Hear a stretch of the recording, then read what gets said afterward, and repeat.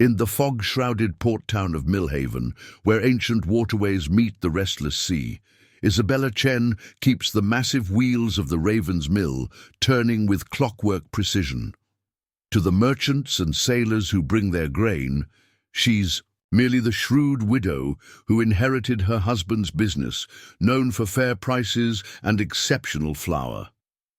None suspect those same hands that adjust the millstones once guided the most sophisticated smuggling network across the Emperor's forbidden waters. What the brutal Iron Chain Gang is about to discover is that Isabella Chen has another name in maritime legend. For years, she was known as the Phantom Tide, the mysterious smuggler who never lost a shipment and never betrayed a secret. Before we jump back in, tell us where you're tuning in from, and if this story touches you, make sure you're subscribed, because tomorrow I've saved something extra special for you. The morning mist clings to Millhaven's waterfront as Isabella adjusts the complex system of gears and wheels that power Raven's Mill. Her movements are precise, efficient, though none of her customers notice how she positions herself to monitor both the mill pond's water level and the harbour channel beyond. To them, she's just another merchant trying to maintain her late husband's legacy in these troubled times, known for her meticulous record-keeping and the way she can calculate a fair price faster than any abacus. The mill's massive water wheel turns with hypnotic rhythm, its ancient timbers creaking a song that masks the sound of approaching boats. Through carefully placed mirrors, positioned ostensibly to spread light through the mill's shadowy interior, Isabella tracks movement on the waterways that surround her domain. Each reflection serves multiple purposes, just as each seemingly decorative feature of her mill conceals deeper functions. Captain Wei approaches along the narrow dock, his arms full of ledgers that suggest another busy trading day. "Morning, Mistress Chen," he calls out, careful to maintain the proper formality despite years of bringing his vessel's cargo to her mill. The autumn fleet arrived early, 12 ships needing grain processed before the tide turns. "We'll manage." "Captain," she responds, her voice carrying that particular calm that makes merchants trust her efficiency while revealing nothing of her constant calculations. As they discuss the day's business, her peripheral vision maintains its sweep of the harbour. Through the western mirror, she spots an unfamiliar junk gliding into port, its design suggesting northern waters. Something about its approach triggers warnings in her mind, instincts honed through years she never discusses. Ming, her young apprentice, emerges from the storage room, adjusting his flour-dusted apron. "Supply barge is late again," he mentions quietly as he passes. "Third time this month." His concern is evident. They've heard rumors of merchant vessels disappearing along the coastal shipping routes, their cargo vanishing into black markets that Isabella knows far too intimately. Her response is measured, casual, though her mind categorizes details with professional precision. The autumn storms can be unpredictable. She doesn't mention how she's noticed the pattern of these delays, how they correspond with whispers of the Iron Chain Gang's ships being spotted in nearby waters. The mill's heavy door groans on its iron hinges as Harbourmaster Song enters, removing his ceremonial cap as mist drips from his official robes. His expression carries the weight of troubling news. "Mistress Chen," he nods in greeting, making his way to her office. Isabella pours tea without being asked. The finest Jade Mountain blend, served in cups that once graced an emperor's table, though none question how a simple miller acquired such luxuries. "Another warehouse sold?" Song says quietly once there. "Alone. The Liu family trading house took less than half its value." He doesn't have to explain further. It's the fourth such sale in recent months, each following a similar pattern. Through the mirrors, Isabella spots 3 men disembarking from the northern junk, their movements suggesting military training beneath merchant disguises. She recognizes the telltale signs: just as she recognizes how they scan building positions, sight lines, possible escape routes, the same way she once did in another life. The Fisherman's Guild is having troubles too, Ming adds, his voice carrying concern. For their friends. Strange accidents, boats damaged, they're thinking of selling to the Maritime Consortium. Isabella nods, maintaining her careful demeanor while her mind works on multiple levels. She's seen this pattern before. Systematic pressure on local businesses, strategic acquisition of shipping routes, control of harbor facilities. The same tactics she once used to identify corrupt officials and rival smuggling operations across 3 kingdoms. The mill's atmosphere shifts as the 3 northerners enter. The usual sounds of commerce dim as they approach her office, boots striking the wooden floor with deliberate purpose. Isabella notices how they position themselves. 1 at her desk, 2 spreading out to cover the room's exits. Professional spacing, practiced intimidation. "Your finest flower," the leader demands, his voice carrying that particular tone that suggests he's testing boundaries, looking for weakness. "For our distinguished clients." Isabella reaches for their best grade, her movements unhurried. She feels the weight of the jade pendant hidden beneath her robes, though she hasn't needed to use its hidden compartment in years. Not since she disbanded her smuggling network, married Liang, chose a quieter life. But as she measures the flower, she notes every detail, the calluses on their hands suggesting frequent rope work, the way they maintain awareness of exits and sightlines, the subtle signals they exchange. "Impressive operation you have here," the leader comments, his praise carrying a hint of threat. "Shame if anything were to happen to it. Times being what they are, a lot of businesses finding themselves in need of protection." Ming steps forward, but Isabella's hand on his arm stops him. Her touch is gentle, but there's steel beneath it that her apprentice has never felt before. "We manage well enough," she responds, her voice pleasant but firm. The leader's eyes narrow slightly, unused to such composure in the face of his implied threats. Through the window, more men appear on the docks. Isabella counts them automatically, 7 total now, moving with coordination that suggests military training. Iron Chain Gang establishing presence, testing defenses, preparing for something bigger, just like in the old days when she tracked Imperial enforcement operations across the Forbidden Waters, only now she's seeing it from the other side. The leader tosses a silver coin on her desk, its weight suggesting northern mint. "We'll be seeing you again real soon. Think carefully about your business's future." They exit as they enter, with practiced intimidation, leaving behind a silence heavy with unspoken threats. "Mistress Chen." Ming starts, but she shakes her head slightly. "Not here, not now."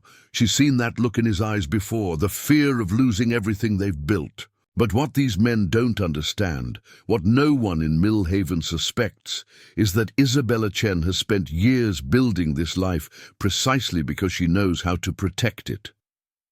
As the morning mist thickens across the harbor, casting the mill in grey shadows, Isabella continues her work with the same gentle efficiency her customers expect.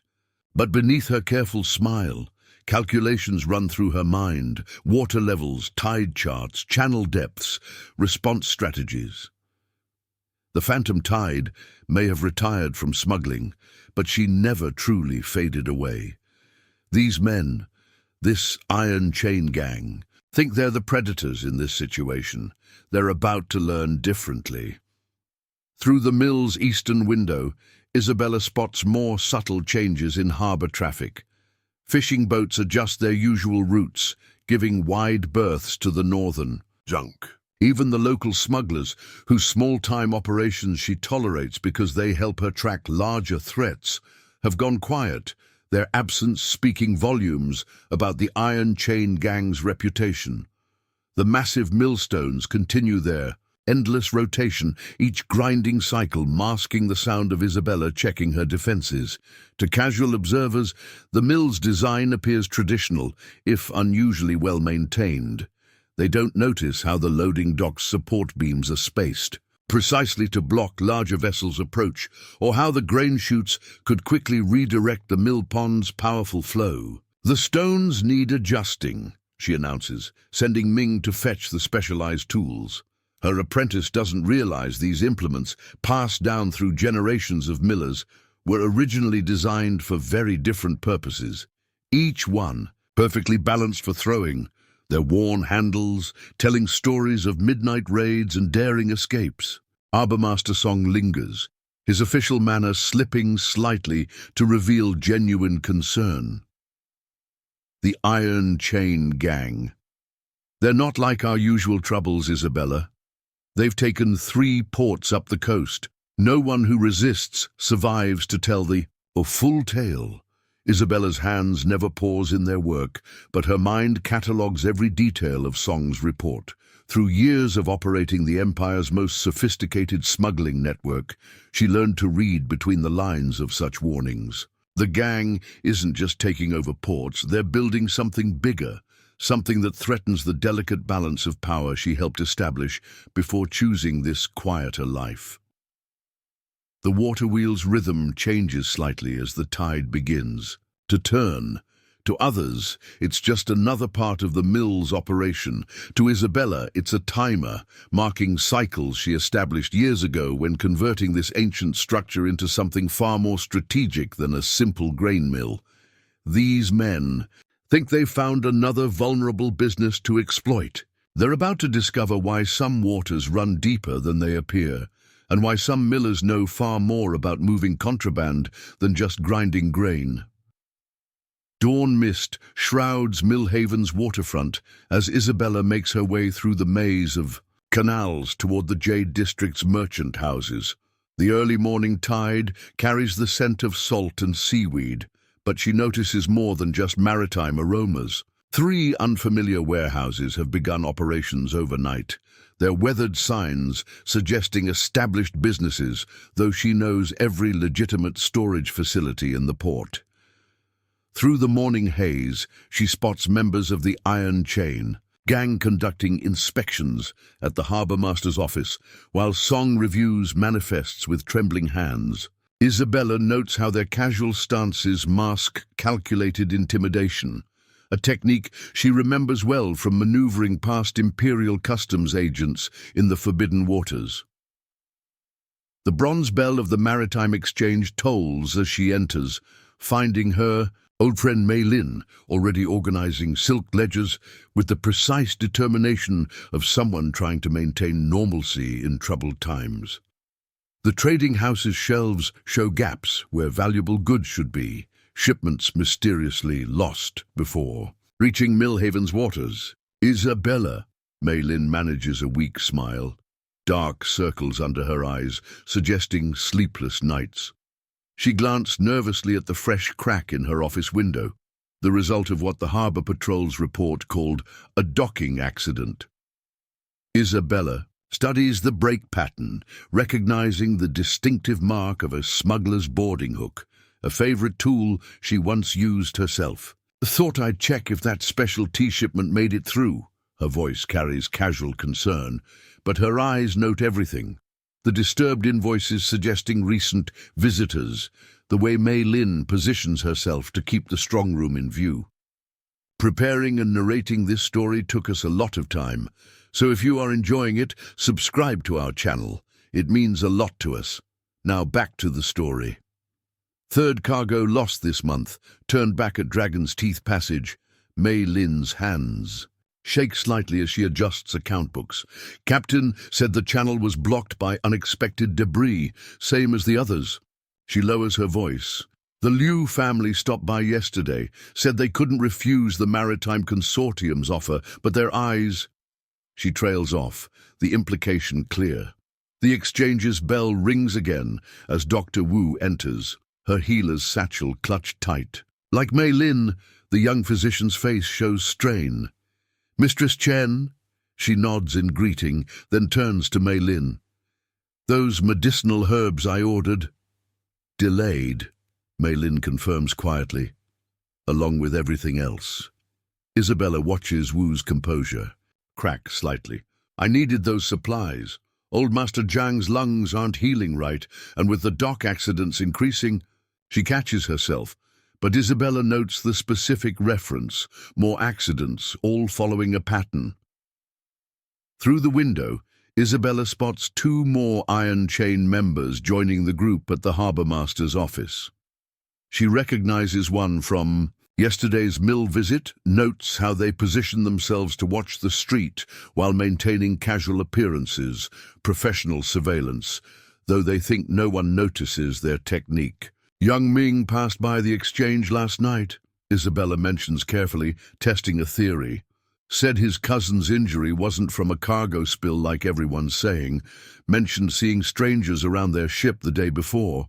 Wu's response confirms her suspicion. 4 similar injuries this week alone.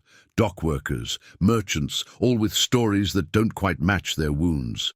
Her voice carries the frustration of someone trained to heal, seeing harm she can't prevent. Mei Lin moves to adjust ledgers, unconsciously positioning herself away from windows. They visited the Carpenters' Guild yesterday. By sunset, Master Zhang had signed over half his dry dock rights. Said it was a fair business arrangement. Her tone suggests otherwise. "Now I'm getting offers too. Very generous ones, they say. Very urgent." The bell chimes again. This time it's Madame Lau, the tea-house owner, her elegant composure cracking. With worry. "Dr. Wu, Master Cho's fever's worse, but these men, they're watching the shop. Said no one leaves until he signs something." Her voice drops. "I slipped out through the cellar while they weren't looking." Before anyone can respond, the sound of oars cutting water approaches. Through the window, Isabella spots 3 boats moving with practiced coordination. A man she recognizes from wanted posters as Zhao Wei, the Iron Chain Gang's commander, stands. At the helm, his reputation for sophisticated violence evident in every gesture. The group from the harbour master's office falls in behind them as they pass, a show of force meant to intimidate. "The harbour patrol tried to help," Wu says softly. "Next day their boat sank. Rotten timbers, they called it. Now they mostly stay." In their station, looking the other way, Mei Lin's hands clench around a ledger. "They'll be back today." Said I needed to consider their offer carefully. Said accidents happen so easily in a port town. Outside, Zhao's group moors at the merchant's wharf. Isabella notes their positioning, their tactical awareness, not common thugs but organized professionals using fear as a weapon. Through the window, she spots Ming approaching, his face uncarrying concern. Their eyes meet briefly, years of unspoken understanding passing between them. Though her apprentice doesn't know her full history, he's proven remarkably observant and trustworthy since she hired him. "Isabella," Mei Lin's voice breaks slightly. "What are we going to do?" For a moment, Isabella's carefully maintained expression shifts. Mei Lin catches a glimpse of something behind her friend's gentle smile.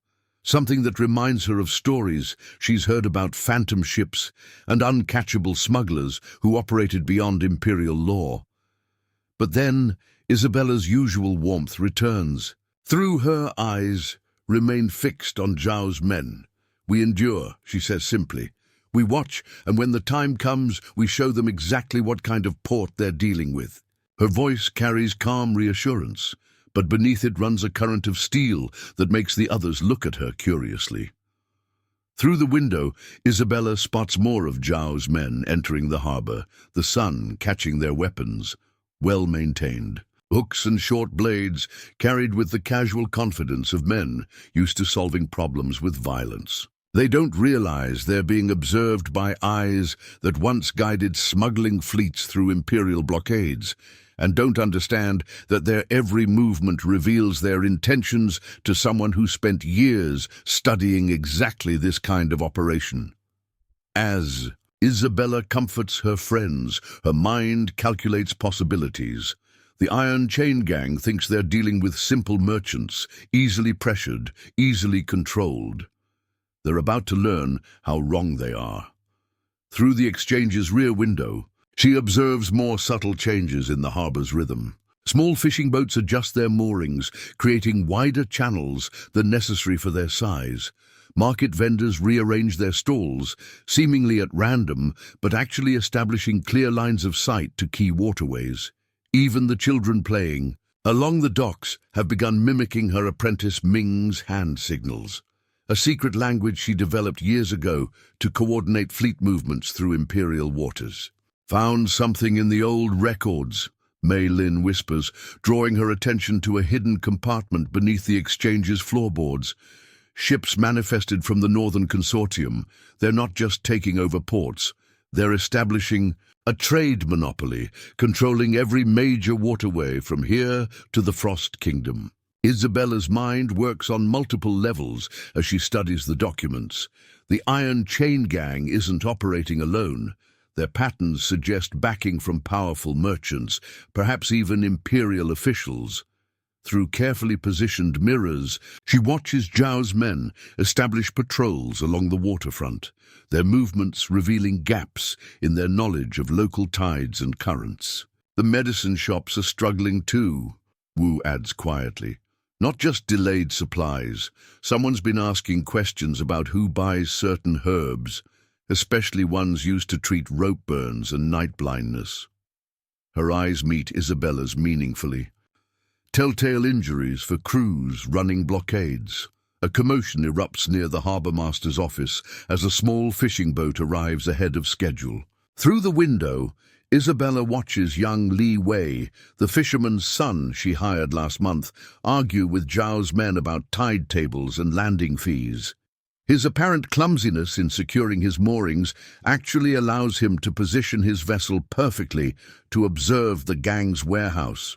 "They're searching boats now," Mei Lin reports, her merchant's instincts recognizing patterns. Not for contraband, they're looking for signs of organized resistance, checking for hidden compartments, secret signals, anything that suggests the port's merchants might be working together. Isabella allows herself a small smile. The Iron Chain Gang is looking for obvious signs of opposition, never suspecting that every shopkeeper, dock worker, and street vendor they intimidate has already become part of a sophisticated observation network, one built using techniques she perfected during her smuggling days. The morning progresses as more pieces of her careful preparation become apparent. To those who know where to look, the seemingly random placement of fishing nets creates a complex warning system. The rhythmic sounds of the harbour, boats creaking, waves lapping, seabirds calling, carry coded messages between merchants. Even the pattern of laundry hung out to dry conveys information about gang movements to experienced eyes. "They're saying the Iron Chain Gang never fails," Wu whispers, watching another boat of Zhao's men patrol past the exchange. "That once they target a port, it falls within weeks." "Some things," Isabella responds softly, her fingers tracing patterns on the exchange's wooden counter that marks safe passages through the harbour's complex channels, "are not what they appear. Some strengths hide in plain sight, waiting for the right moment to reveal themselves." Through her carefully positioned network of observers, she watches the Iron Chain Gang continue their show of force, never suspecting they're walking into a trap laid by someone who spent years mastering the art of turning harbours and waterways to her advantage. These men think they understand power because they can intimidate merchants and bribe officials. They're about to learn why some legends are remembered in whispered tales of phantom ships and uncatchable smugglers who ruled the forbidden waters. The afternoon tide brings new tensions to Millhaven as the Iron Chain Gang's presence grows more assertive. Through her mill's carefully positioned mirrors, Isabella watches their patrol boats slice through harbour waters with increasing frequency, their wakes disrupting the delicate rhythm of commerce that keeps the port alive. Ming appears. At her office door, his flour-dusted appearance masking the urgency of his news. 3 more warehouses surrendered their keys, he reports softly, adjusting grain sacks to mask his surveillance of the harbour. The Zhang family's spice storage, Old Chen's tea house, even the Fishermen's Guild's main dock. Isabella's hands maintain their steady work at the account books, but her mind calculates implications with professional precision. The Iron Chain gang isn't just taking random properties, they're systematically securing key points along the harbour's most strategic waterways. Found something interesting in the old shipping records, Dr. Wu whispers, slipping into the mill through the rarely used side entrance. She spreads water-stained documents across Isabella's desk, their aged paper carrying the scent of distant ports. These protection fees they're demanding, they match exactly with imperial customs rates from 20 years ago. Isabella's experienced eye catches crucial details in the ancient ledgers. Through years of outsmarting imperial patrols, she recognizes the pattern emerging. The Iron Chain gang isn't operating independently. Their systematic takeover suggests connections to former customs officials, perhaps even current ones. The mill's massive wheel turns with steady purpose, its sound masking their conversation as Harbour Master Song joins them, his official robes unable to hide his growing concern. They're not just controlling properties, he reports, positioning himself where he can watch both entrances. They're establishing their own customs house, complete with imperial seals that look remarkably authentic. Through carefully placed mirrors, Isabella observes Zhao Wei himself conducting an inspection of recently surrendered warehouses. His movements carry the precise efficiency of someone with formal imperial training. Not a common gangster, but a man who once enforced the very laws he now exploits. Message from the night market. Ming signals subtly, using the hand gestures Isabella taught him. Strange ships arriving after dark, no cargo but lots of men, military bearing but no uniforms. The pieces begin forming a darker picture in Isabella's tactical mind. The Iron Chain gang isn't just building a protection racket, they're creating something more sophisticated, a shadow network that could control trade throughout the northern waters. A sharp whistle from the harbour draws their attention. Through the mill's upper window, they watch one of Zhao's lieutenants oversee the confiscation of a merchant vessel.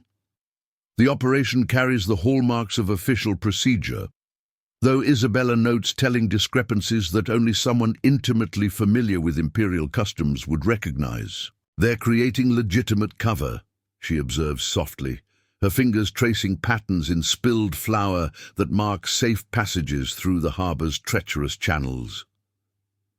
Using real imperial procedures to mask illegal operations, amateur work, compared to... She catches herself, but Wu's sharp eyes note the slip. Compared to what? The doctor asks carefully, studying her friend with new interest. You seem to know a lot about customs procedures for a miller. Before Isabella can respond, rapid footsteps approach. Mei Lin bursts in through the grain entrance, her usual graceful composure shattered by urgency. They found the hidden ledgers. In the exchange, she gasps, clutching a bundle of documents, the ones tracking their movement patterns. They're coming to search every business that might have copies.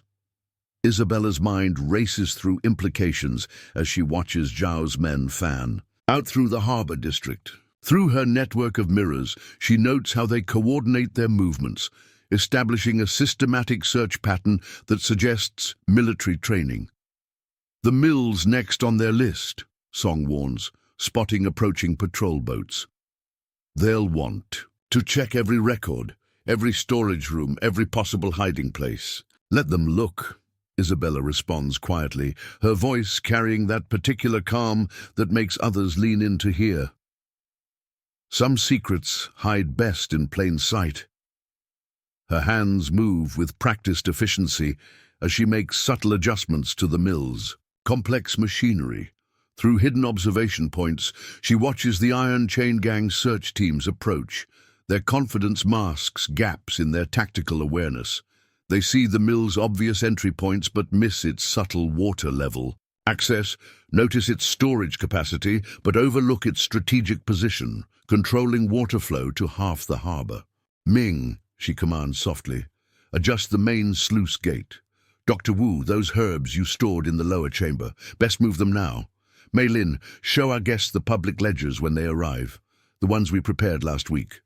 Her friends move with quiet purpose, each understanding their role in the carefully orchestrated defense. Through years of hiding contraband from Imperial patrols, Isabella learned that the best concealment often lies in apparent transparency. The mill's massive wheel continues its steady rotation as Zhao's men draw closer. Its ancient timbers carry secrets that even Isabella's closest allies don't suspect. Hidden compartments, false walls, and underwater passages that once served the most sophisticated smuggling network in 3 kingdoms. They're searching every vessel too, Song reports, watching through carefully positioned mirrors, checking cargo, crew manifests, even sounding hulls for hidden compartments. A ghost of a smile touches Isabella's lips as she makes final preparations. The Iron Chain Gang is looking for obvious signs of resistance, never suspecting they're walking into a trap laid by someone who spent years perfecting the art of hiding things in plain sight. Through her network of observers, she tracks multiple search teams converging on the mill. Their coordinated approach suggests they suspect something, but their obvious confidence betrays crucial gaps in their understanding.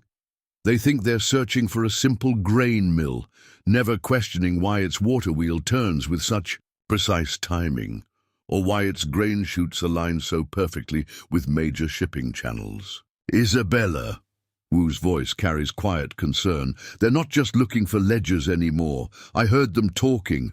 They're searching for signs of organized resistance, evidence that someone's been tracking their operations. Some evidence.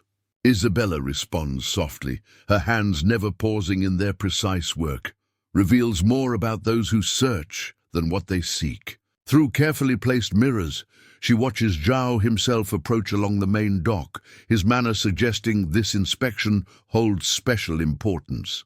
The afternoon light catches on the mill's weathered timbers as Isabella's years of preparation face their first real test. These men think they're investigating a simple business, never suspecting they're entering the domain of someone who once outmaneuvered the Emperor's entire customs fleet. The massive wheel turns another cycle as Zhao's footsteps echo on the dock. 5 years of peaceful milling have been Isabella's choice, but they've also been her preparation. The Iron Chain Gang is about to learn why some reputations echo in whispered legends of phantom ships and uncatchable smugglers who ruled the forbidden waters. Through her carefully positioned network, she observes final pieces falling into place. Market vendors casually adjust their stalls, creating clear lines of sight to key positions. Fishermen shift their boats, seemingly at random, but actually establishing a complex pattern of blockade points. Even the harbor's children playing their endless games along the waterfront serve as unwitting lookouts in a system far more sophisticated than mere gang surveillance. Remember, she instructs her allies quietly, some strength lies not in how fiercely you resist, but in how carefully you guide your opponent's search. Her voice carries that particular tone that makes others trust her wisdom while never questioning its source. Let them look everywhere, except where it matters. Let them find exactly what we want them to find. The Iron Chain Gang thinks they're conducting a simple search. They're about to discover why some harbors harbor deeper secrets than others, and why some millers know far more about hidden cargo than just grinding grain. The mill's water wheel maintains its hypnotic rhythm as Zhao's boots strike the wooden dock. Each turn of the massive wheel marks time with the precision of a navigator's chronometer, a steady beat that masks other, more significant movements within the ancient structure. Something odd about those grain chutes, one of Zhao's lieutenants mutters, studying the mill's exterior with professional suspicion.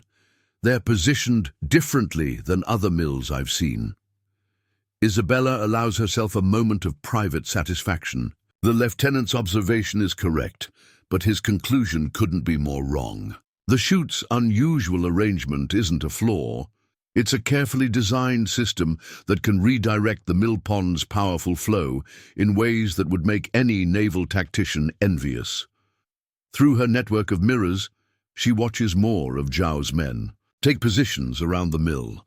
Their deployment suggests military training, but she notes crucial oversights in their coverage. They're watching the obvious access points, doors, windows, loading docks, while missing the subtle possibilities that water-powered machinery provides.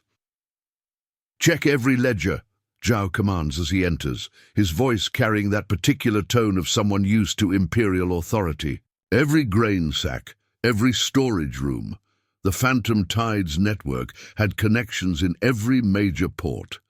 There must be traces somewhere. Isabella's hands never pause in their methodical work, but her mind registers the significance of his words. They're not just looking for evidence of current resistance, they're searching for remnants of her old smuggling empire. What they don't realize is that they're standing in its heart, examining its crown jewel with blind eyes. The loading mechanisms are interesting, another of Zhao's men observes, studying the complex system of pulleys and counterweights, more sophisticated than usual for a simple grain mill.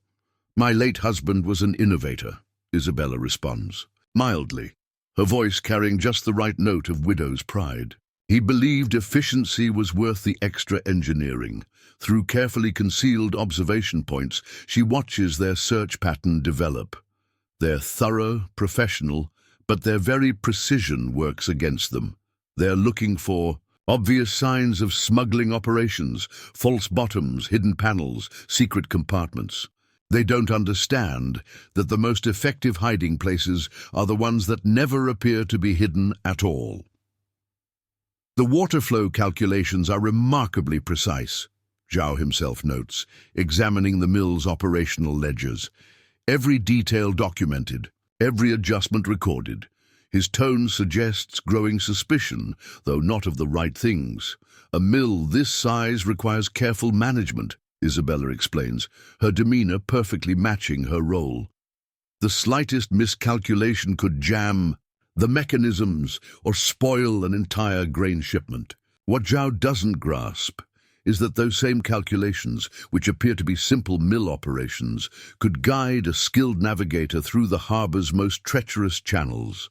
Every water level marking, every tide table, every carefully noted adjustment contains coded information about safe passages and hidden routes.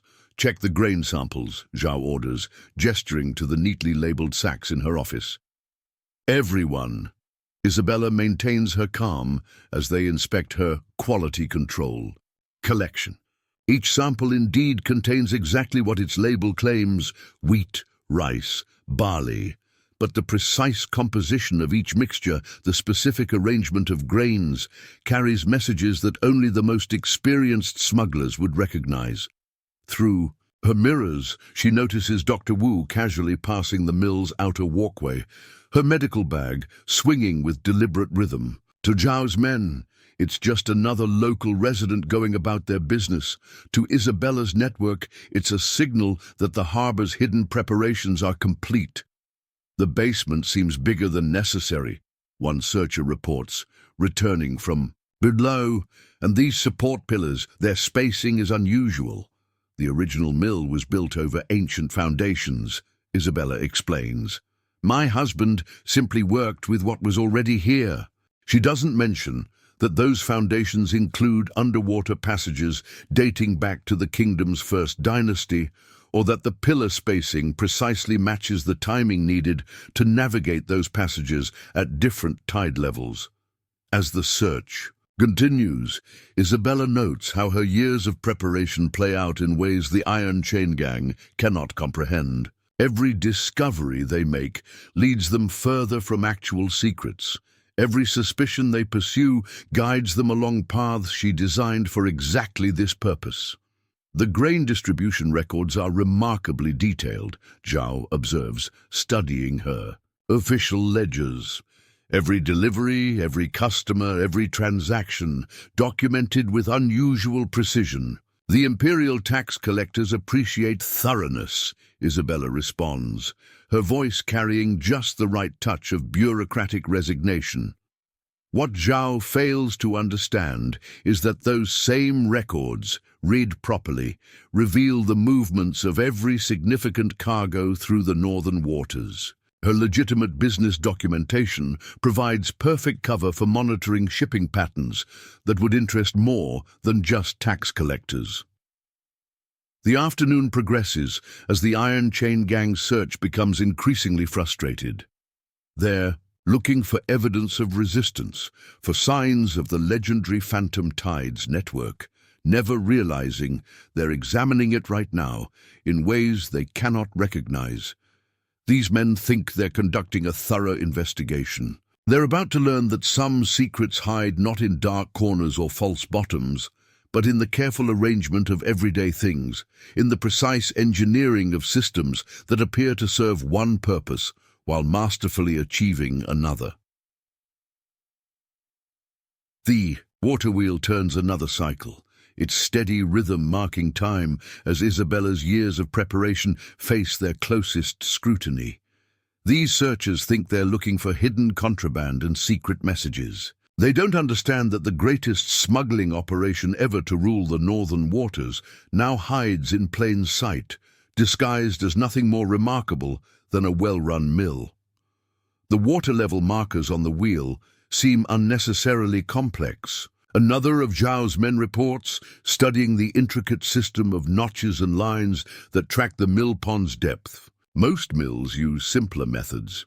Precision prevents waste, Isabella responds, her voice carrying the practiced patience of someone explaining obvious business practices.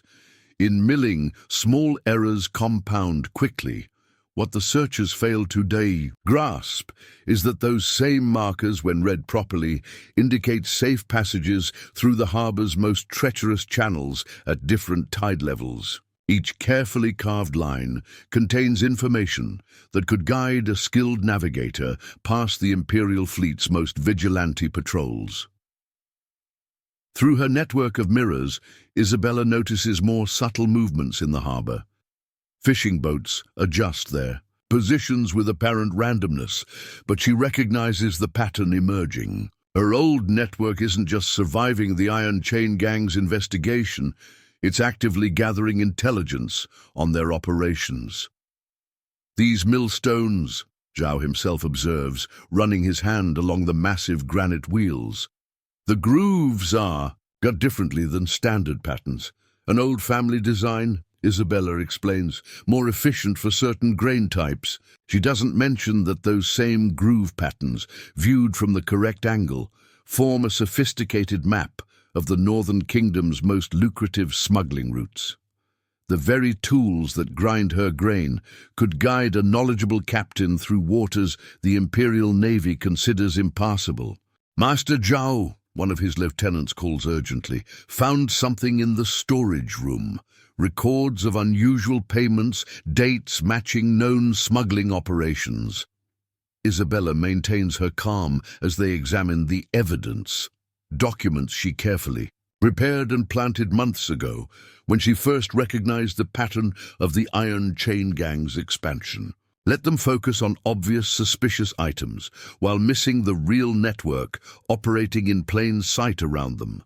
Through carefully positioned mirrors, she catches Dr. Wu's subtle signal as the physician passes again. The harbor's hidden preparations aren't just complete.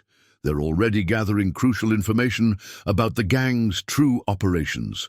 These support beams, another searcher notes, examining the mill's construction. They're reinforced far beyond what's necessary for grain. Storage. "My husband believed in building to last," Isabella responds mildly. "The tides can be unpredictable in storm season."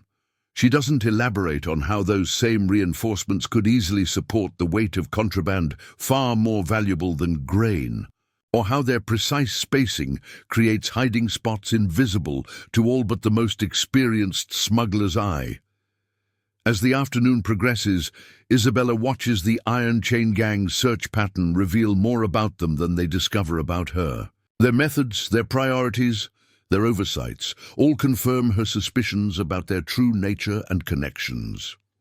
The grain delivery schedules are unusually precise, Zhao observes, studying another ledger. Timed perfectly with the tides. Efficient loading reduces costs, Isabella explains, her voice carrying just the right note of practical business sense. What Zhao doesn't realize is that those same schedules, properly interpreted, reveal the safest times to move contraband through imperial waters. Every legitimate delivery provides perfect cover for monitoring patrol patterns and tide cycles. Through her mirrors, she notices Ming subtly adjusting the mill's secondary wheels. To the searchers, it appears to be routine maintenance.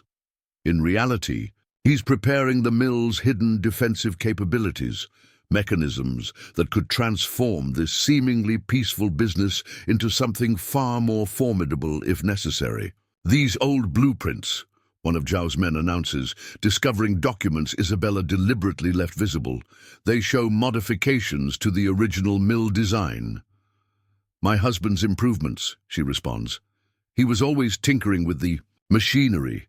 She doesn't mention that those same blueprints, layered properly with other documents in her office, create detailed maps of the harbor's secret channels and hidden coves. The very plans that make her mill efficient also guide those who know how to read between the lines.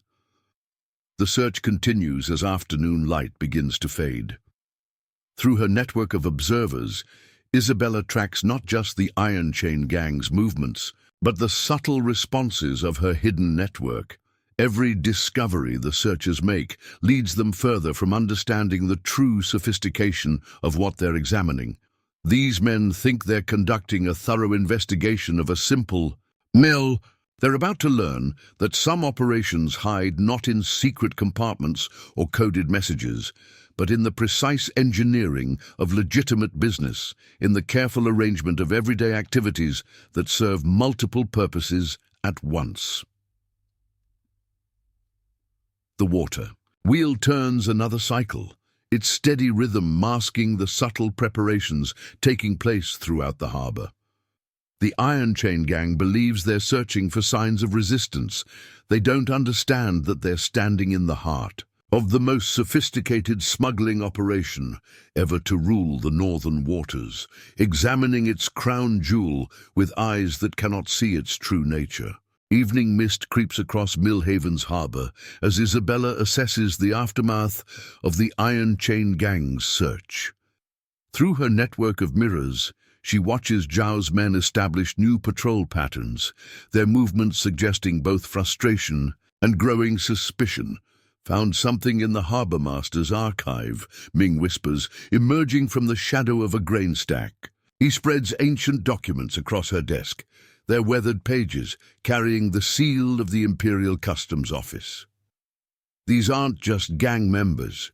Most of Zhao's lieutenants were customs officers before the reform decree. Some served on the very ships that hunted the phantom tide. Isabella's experienced eye catches crucial details in the personnel records. These men weren't just any customs officers.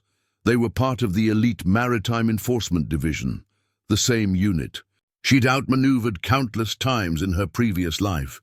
"That explains their search patterns," she observes softly, noting how their patrol routes mirror old Imperial tactics. They're not just looking for contraband, they're hunting ghosts from their past.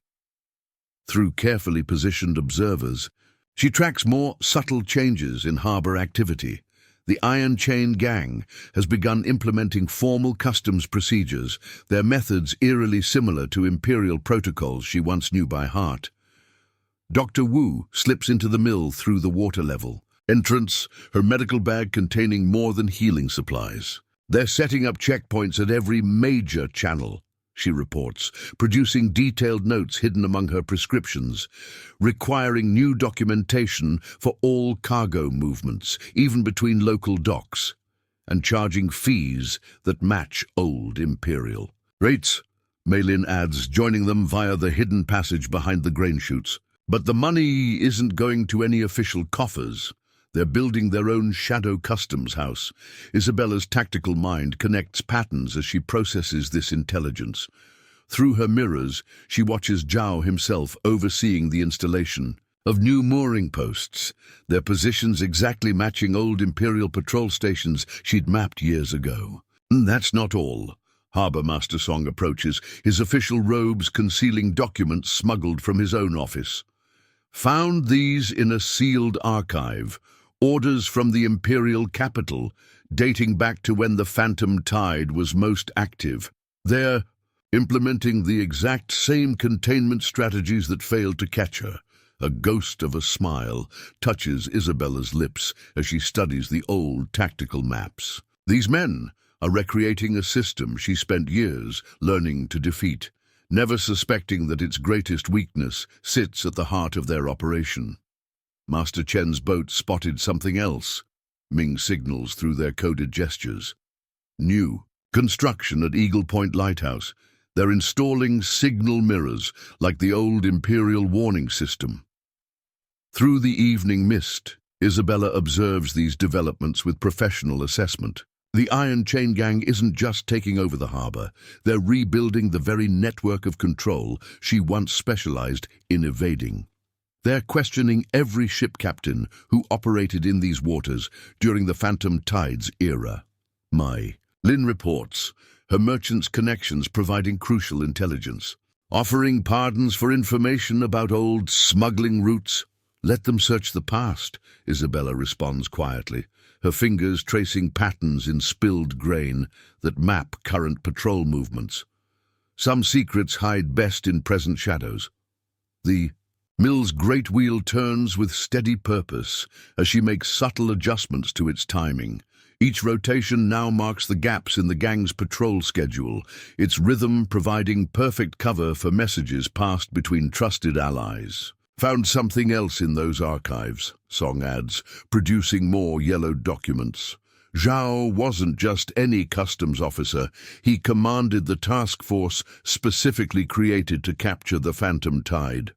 His failure led to his dismissal from Imperial service.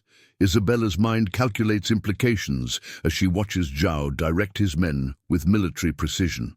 This isn't just about controlling trade, it's personal for him, a chance to redeem his greatest professional humiliation.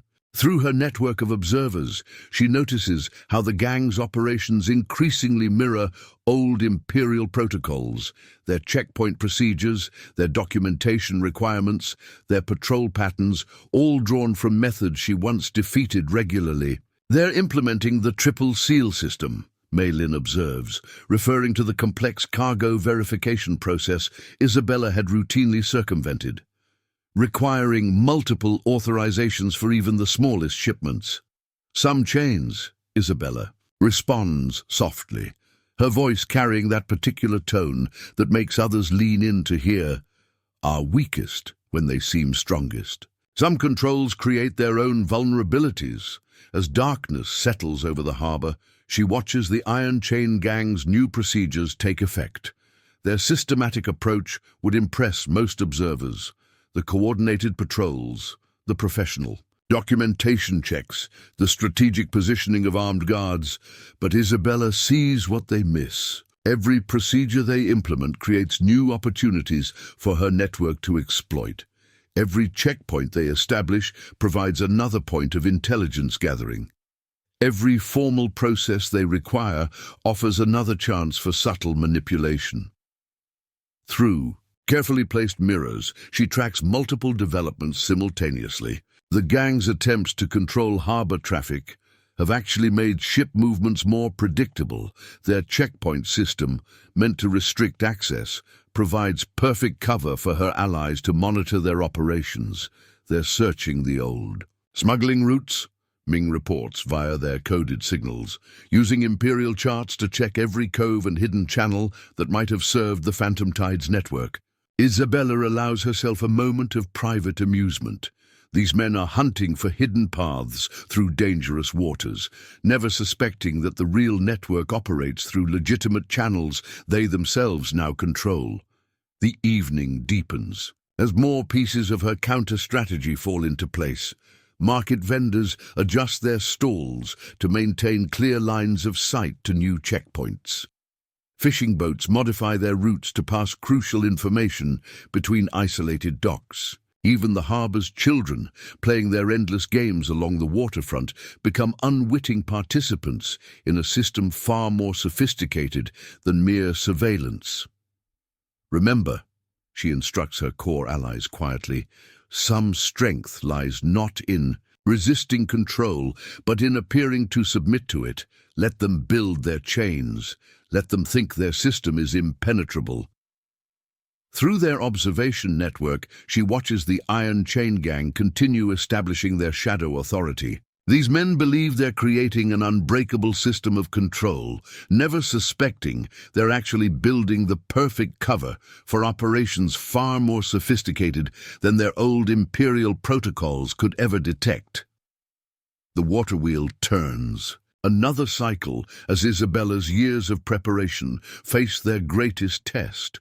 She spent 5 years converting this mill into something far more significant than a simple grain processing facility.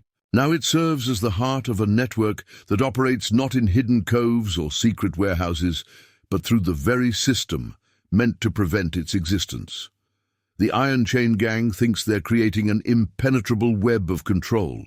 They're about to learn why some waters run deeper than they appear, and why some millers know far more about moving contraband than just grinding grain. Through her carefully positioned windows, Isabella observes more nuanced changes in harbor operations. Zhao's men have begun marking vessels with colored flags, a system she recognizes from her smuggling days. Green for inspected cargo, red for suspicious ships, blue for trusted merchants who've paid their fees. They're implementing the imperial tide tables, Dr. Wu reports, sharing intelligence gathered during her rounds, restricting certain vessel movements to specific times, just like the old customs protocols. Isabella's tactical mind notes how this actually works to her advantage. Predictable patrol patterns create predictable gaps that someone intimately familiar with imperial procedures knows how to exploit.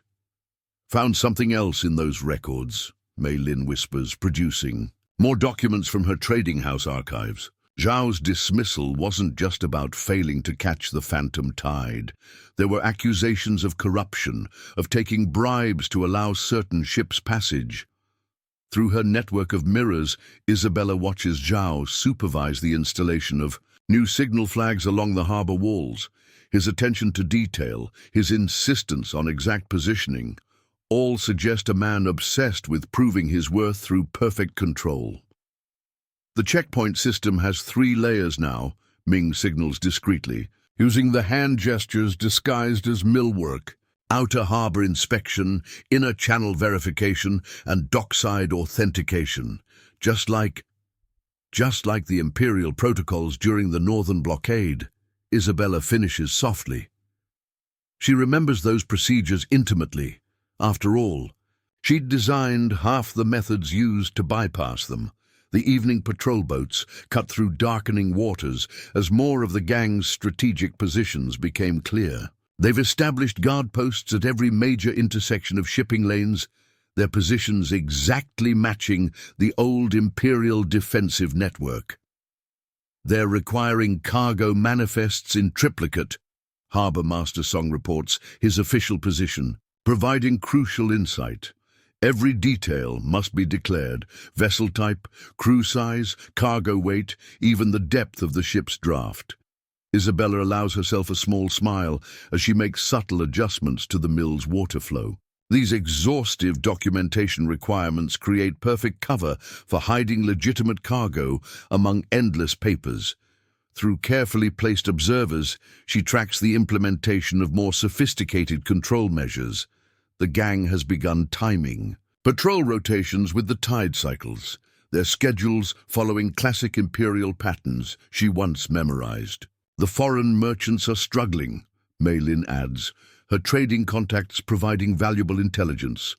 These new procedures delay shipments, increase costs.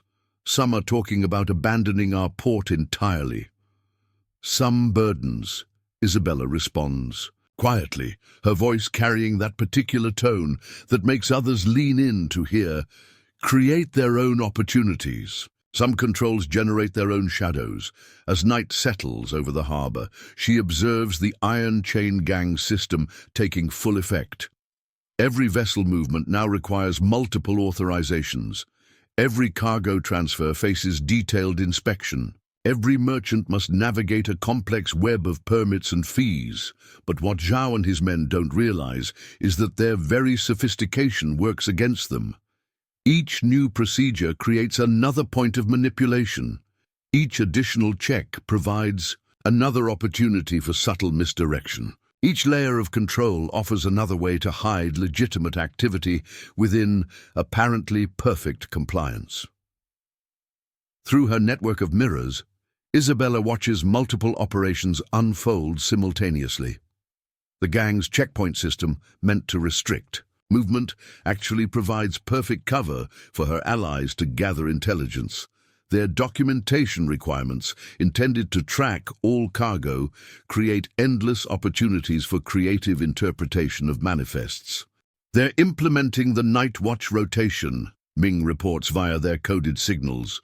4-hour shifts, just like Imperial customs used during the embargo years. Isabella's mind calculates possibilities as she observes these developments. Through years of outmaneuvering Imperial patrols, she learned that rigid systems often blind their own operators. The more procedures they implement, the less they see what happens between the formal steps. The mill's great wheel turns another cycle as darkness deepens over Millhaven. Each rotation now serves multiple purposes: grinding grain, maintaining appearances, and marking the precise intervals between patrol passes. Its steady rhythm provides perfect cover for the sophisticated network operating within the very system meant to prevent such activities. These men think they're creating the perfect control mechanism, recreating the Imperial customs protocols that once failed to catch the phantom tide. They don't understand that some operations thrive not despite systematic control, but because of it. Some networks operate most effectively when hidden within apparently perfect compliance. The water wheel turns again, its ancient timbers carrying secrets that even Isabella's closest allies don't fully grasp. This isn't just about resisting the Iron Chain Gang's control. It's about using their very system against them, about turning their desire for perfect order into the perfect cover for operations far more sophisticated than they can imagine. The Imperial archives revealed something else, Dr. Wu whispers, arriving with fresh intelligence hidden among her medical supplies. Zhao's obsession with the phantom tide went beyond professional duty.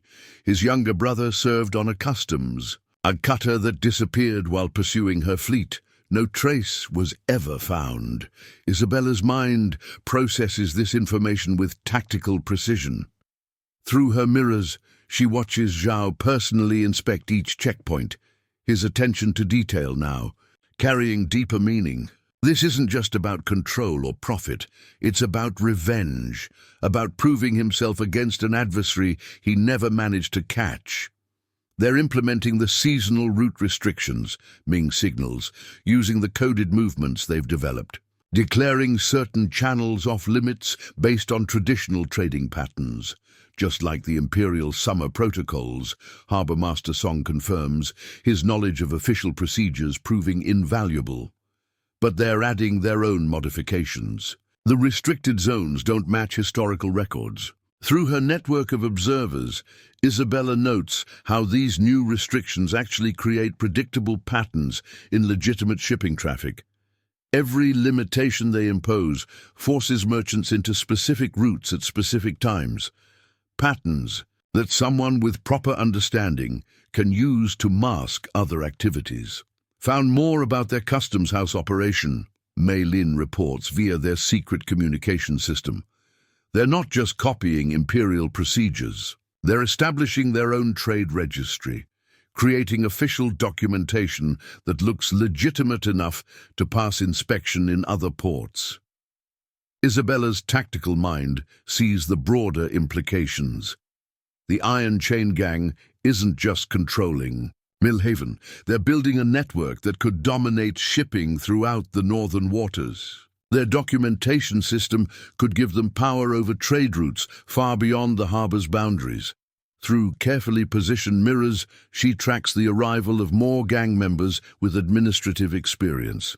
These aren't just thugs or enforcers. They're former customs clerks, harbor officials, men who understand how to create systems of control that appear perfectly legal. They're requiring every ship's captain to register personal information. Wu adds, her position as a trusted physician allowing her to move freely through the port. Family connections, home port details, trading history, creating files on everyone who operates in these waters. The mill's wheel turns another cycle as Isabella processes these developments. The gang's information gathering goes beyond simple control. They're building a database of leverage, collecting details that could be used to pressure or blackmail key figures in maritime trade. The night market brings more news, Ming signals discreetly. They're establishing similar systems in other ports, creating a network of connected customs houses, all using the same documentation and control procedures. Through her observation network, Isabella watches this larger pattern emerge. The Iron Chain Gang isn't just recreating imperial customs. Protocols. They're expanding them, building something that could potentially exceed the Empire's own control over maritime trade. Some of the foreign merchants are adapting, Maylin observes, her trading house position providing unique insight. Learning to navigate the new procedures, finding ways to work within the system. But their cargo. She pauses meaningfully. Some ships arrive lighter than their manifests suggest. Isabella allows herself a small smile as she adjusts the mill's mechanisms. The gang's perfect system of control is already developing its own shadows, creating spaces where those who understand its rhythms can operate unseen. The evening deepens. As more subtle changes become apparent, the gang's checkpoints, meant to restrict movement, have actually created a predictable pattern of safe passages. Their documentation requirements, intended to track all cargo, provide perfect cover for those who know how to read between the lines. Through years of outsmarting imperial customs, Isabella learned that the most effective networks don't fight. Control systems, they become part of them. Every procedure the Iron Chain Gang implements creates new opportunities for those who understand how rigid systems blind their own operators. The water wheel marks another turn as darkness settles over Millhaven. In their effort to create perfect control, Zhao and his men have given Isabella exactly what she needs. A system whose very perfection makes it vulnerable to someone who once specialized in turning such structures against themselves. These men think they're building an unbreakable network of control. They're about to learn that some currents run deepest where waters appear most ordered, and that some millers understand far more about moving things unseen than just grinding grain. Dawn breaks over Millhaven as Isabella observes an alarming shift in harbor activity. Through her network of mirrors, she watches unusual movement among the Iron Chain Gang's vessels, not their usual patrol patterns, but the coordinated deployment of combat-ready ships. Something's changed, Ming reports urgently, entering through the mill's hidden water gate. 3 more junks arrived before first light. Heavy weapons, experienced crews. They're positioning them to control all major channels. Isabella's tactical mind processes this escalation. Through years of running high-stakes operations, she recognizes the signs of imminent confrontation. The gang isn't just tightening control, they're preparing for serious resistance. Found out why, Dr. Wu slips in, her medical bag containing fresh intelligence. One of their customs clerks talked during treatment. They intercepted a message meant for imperial authorities, detailing their entire operation. Now they're moving to lock down the harbor before word spreads further. Through carefully positioned observers, Isabella tracks multiple developments. The gang's checkpoint boats have doubled their crews. Armed men establish new positions along the waterfront. Even their administrative procedures have taken on a more aggressive tone. They're not just searching ships anymore, Mei Lin reports through their secret network. They're confiscating cargo, impounding vessels, and detaining crews, using any minor discrepancy as an excuse for seizure. Harbour Master Song arrives with grave news, his official robes unable to hide his tension. They're implementing martial law procedures, the same protocols the Empire used during the Great Northern Rebellion. No vessel enters or leaves without direct authorization from Zhao himself. Isabella's experienced eye catches crucial details as she observes these changes. The gang's deployment suggests military training beyond mere customs experience. Their positioning indicates preparation for combat rather than simple control. That's not all, Ming signals discreetly. Overheard their lieutenants talking. The message mentioned the phantom tide, suggested she might be operating in these waters again. Through her mirrors, Isabella watches Zhao personally directing operations from the main checkpoint. His movements carry the sharp precision of a man whose old obsession has suddenly gained new urgency. They're searching properties now, Wu reports, her position as a physician allowing her to witness multiple raids. Not just warehouses and docks, private homes, businesses, anywhere that might hide evidence of organized resistance. The mills. Great wheel turns with steady purpose as Isabella calculates implications. The Iron Chain Gang's escalation creates both danger and opportunity. Their aggressive actions suggest fear, and frightened men make mistakes that patient observers can exploit. Found something in the old archives, Mei Lin whispers, producing carefully preserved documents. During the Northern Rebellion, the Imperial fleet used these same tactics, tried to control every aspect of harbor operation, but their own rigid procedures created blind spots that rebels used against them. Through her observation network, Isabella tracks the gang's increasing pressure on the port. Each new restriction, each additional checkpoint, each aggressive search reveals more about their own vulnerabilities to someone who once specialized in turning such systems against themselves. They're questioning everyone with maritime experience. Song reports grimly, anyone who operated in these waters during the Phantom Tide's era, making examples of those who can't satisfy their curiosity. The mill's mechanisms hum with precision as Isabella makes subtle adjustments. To the gang's observers, it appears to be routine maintenance. In reality, she's preparing systems that could transform this seemingly peaceful operation into something far more strategic. Master Chen's boats spotted something else, Ming signals through their coded gestures. They're establishing a floating fortress near the harbor mouth, converting seized vessels into a defensive line. Isabella's tactical mind sees patterns emerging. The gang isn't just reacting to a threat, they're implementing a long-prepared contingency plan. Their rapid deployment suggests they've been preparing for this moment, waiting for an excuse to seize total control. Through carefully placed mirrors, she observes more subtle changes. The gang's administrative officers now carry weapons openly. Their customs inspections have become aggressive searches. Even their documentation procedures have shifted from control to intimidation. They're not just looking for evidence anymore, Wu reports via their secret network. They're hunting for specific signs, ways of marking cargo, particular knots in mooring lines, subtle signals they think might indicate the Phantom Tide's presence.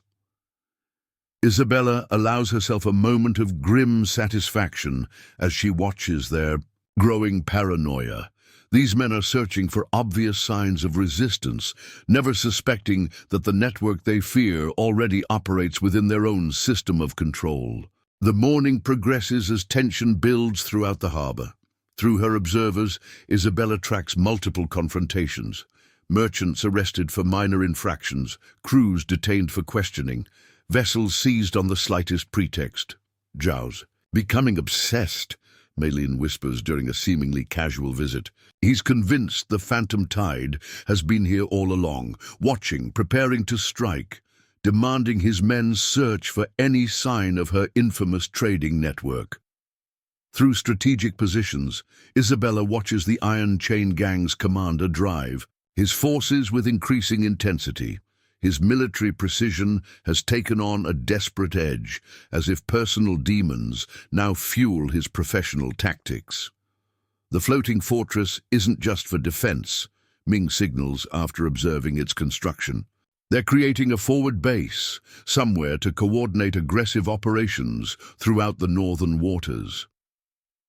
Isabella's mind calculates possibilities as she processes these developments. The gang's escalation goes beyond simple harbor control. They're preparing for major conflict, establishing positions that could dominate maritime trade throughout the region. Found more about that intercepted message. Wu reports through their secret communication system. It didn't just expose their operation. It suggested someone with intimate knowledge of imperial customs was actively working against them. The water wheel turns another cycle as Isabella absorbs these implications. The Iron Chain Gang isn't just hunting for ordinary resistance. They're searching for someone who understands their methods, who knows how to turn their own systems against them. Through her network of observers, she watches their increasing desperation manifest in aggressive action. Each new search, each additional restriction, each show of force reveals more about their own fears to someone who specialized in exploiting exactly such weaknesses. The morning sun climbs higher as Millhaven's harbor transforms into an armed camp. These men think they're preparing for confrontation with a legendary smuggler. They're about to learn that some threats don't come from obvious resistance, but from the very systems they trust to maintain control. Their search patterns have changed, Ming observes through carefully coded signals. They're not just looking for contraband anymore. They're searching for specific items, navigation charts, tide tables, anything that matches descriptions from old imperial reports about the phantom tide's methods. Isabella watches through her network of mirrors as Zhao personally oversees the interrogation of a veteran harbor pilot. The gang commander's questions reveal an almost obsessive knowledge of her past operations, details that suggest he spent years studying every account of her activities. The floating fortress has another purpose, Dr. Wu reports during an apparently routine visit. They're converting its hold into detention cells, planning to hold anyone they suspect of connection to the old smuggling networks. Through carefully positioned observers, Isabella tracks more subtle changes in the gang's operation. Their checkpoint boats have begun using old imperial recognition signals, codes she herself had created to mislead customs patrols years ago. Found something disturbing in their requisition orders, Maylin whispers, sharing intelligence gathered through her trading contacts. They're not just arming their ships. They're preparing for extended siege operations, stockpiling supplies, establishing secure communication lines, creating fallback positions. The mill's great wheel turns with steady purpose as Isabella processes these developments. Each rotation marks new changes in the harbor's atmosphere. Merchant ships cluster together for protection. On patrols, challenge any vessel that moves without explicit authorization. Even the fishing boats must now account for every moment on the water. Zhao's questioned every captain who operated here during your active years, Song reports through their secret network, creating detailed maps of old shipping patterns, trying to reconstruct possible smuggling routes. He's becoming obsessed with finding traces of your old methods. Through her mirrors, Isabella observes the gang commander's increasing frustration. His military precision has taken on a frantic edge, as if every passing hour without discovering her network pushes him closer to some breaking point. They've started monitoring the tide patterns, Ming signals discreetly, convinced that certain water movements might indicate secret underwater passages. Some of their men spend hours watching the harbor currents, looking for any unusual flow. Isabella allows herself a moment of grim satisfaction. These men are hunting for obvious signs of sophisticated smuggling operations, never suspecting that the most effective network operates by making everything appear perfectly normal. The message that sparked this wasn't just a warning, Wu adds, sharing new intelligence gathered during her rounds. It contained details about their operation that only someone with intimate knowledge of imperial customs procedures could have known. Suggested their entire system might be compromised from within. Through strategic observation points, Isabella watches the Iron Chain Gang's response to this threat. Their increased security measures, meant to tighten control, actually make their movements more predictable. Their aggressive searches, intended to discover resistance, blind them to subtle activities happening in plain sight. And they're implementing the Imperial Night Protocols, Malin reports as evening approaches. Triple watches, signal fires, patrol boats with specially trained crews, exactly like the procedures you once helped design to catch smugglers. Isabella's tactical mind notes how their paranoia works to her advantage. Every new security measure creates another point of observation. Every additional check provides another opportunity for misdirection. Every aggressive action reveals more about their own vulnerabilities. The water wheel marks another cycle as tension builds throughout the harbor. Through her network, Isabella observes multiple layers of activity. The gang's obvious display of force masks deeper currents of fear. Their rigid control systems blind them to the very things they're trying to detect. These men think they're preparing to confront a legendary smuggler, recreating the very methods that once failed to catch her. They don't understand that some operations thrive not by avoiding control systems, but by becoming part of them. Some networks operate most effectively when hidden within apparently perfect compliance. The morning deepens as Millhaven's transformation continues. The Iron Chain Gang believes they're establishing total control, hunting for signs of resistance they expect to find. They're about to learn that some waters run deepest where they appear most ordered, and that some millers understand far more about moving things unseen than just grinding grain.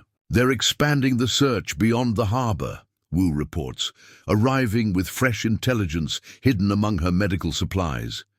Investigating every business that might have operated during the Phantom Tides era, creating detailed histories of ownership changes, trading patterns, anything that might reveal old connections. Through her mirrors, Isabella watches Zhao personally interrogate the harbor's oldest fisherman. The commander's questions reveal not just professional interest, but personal obsession, each inquiry suggesting hours spent studying historical accounts of her operations. Found something in their requisition lists, Ming signals using their coded gestures.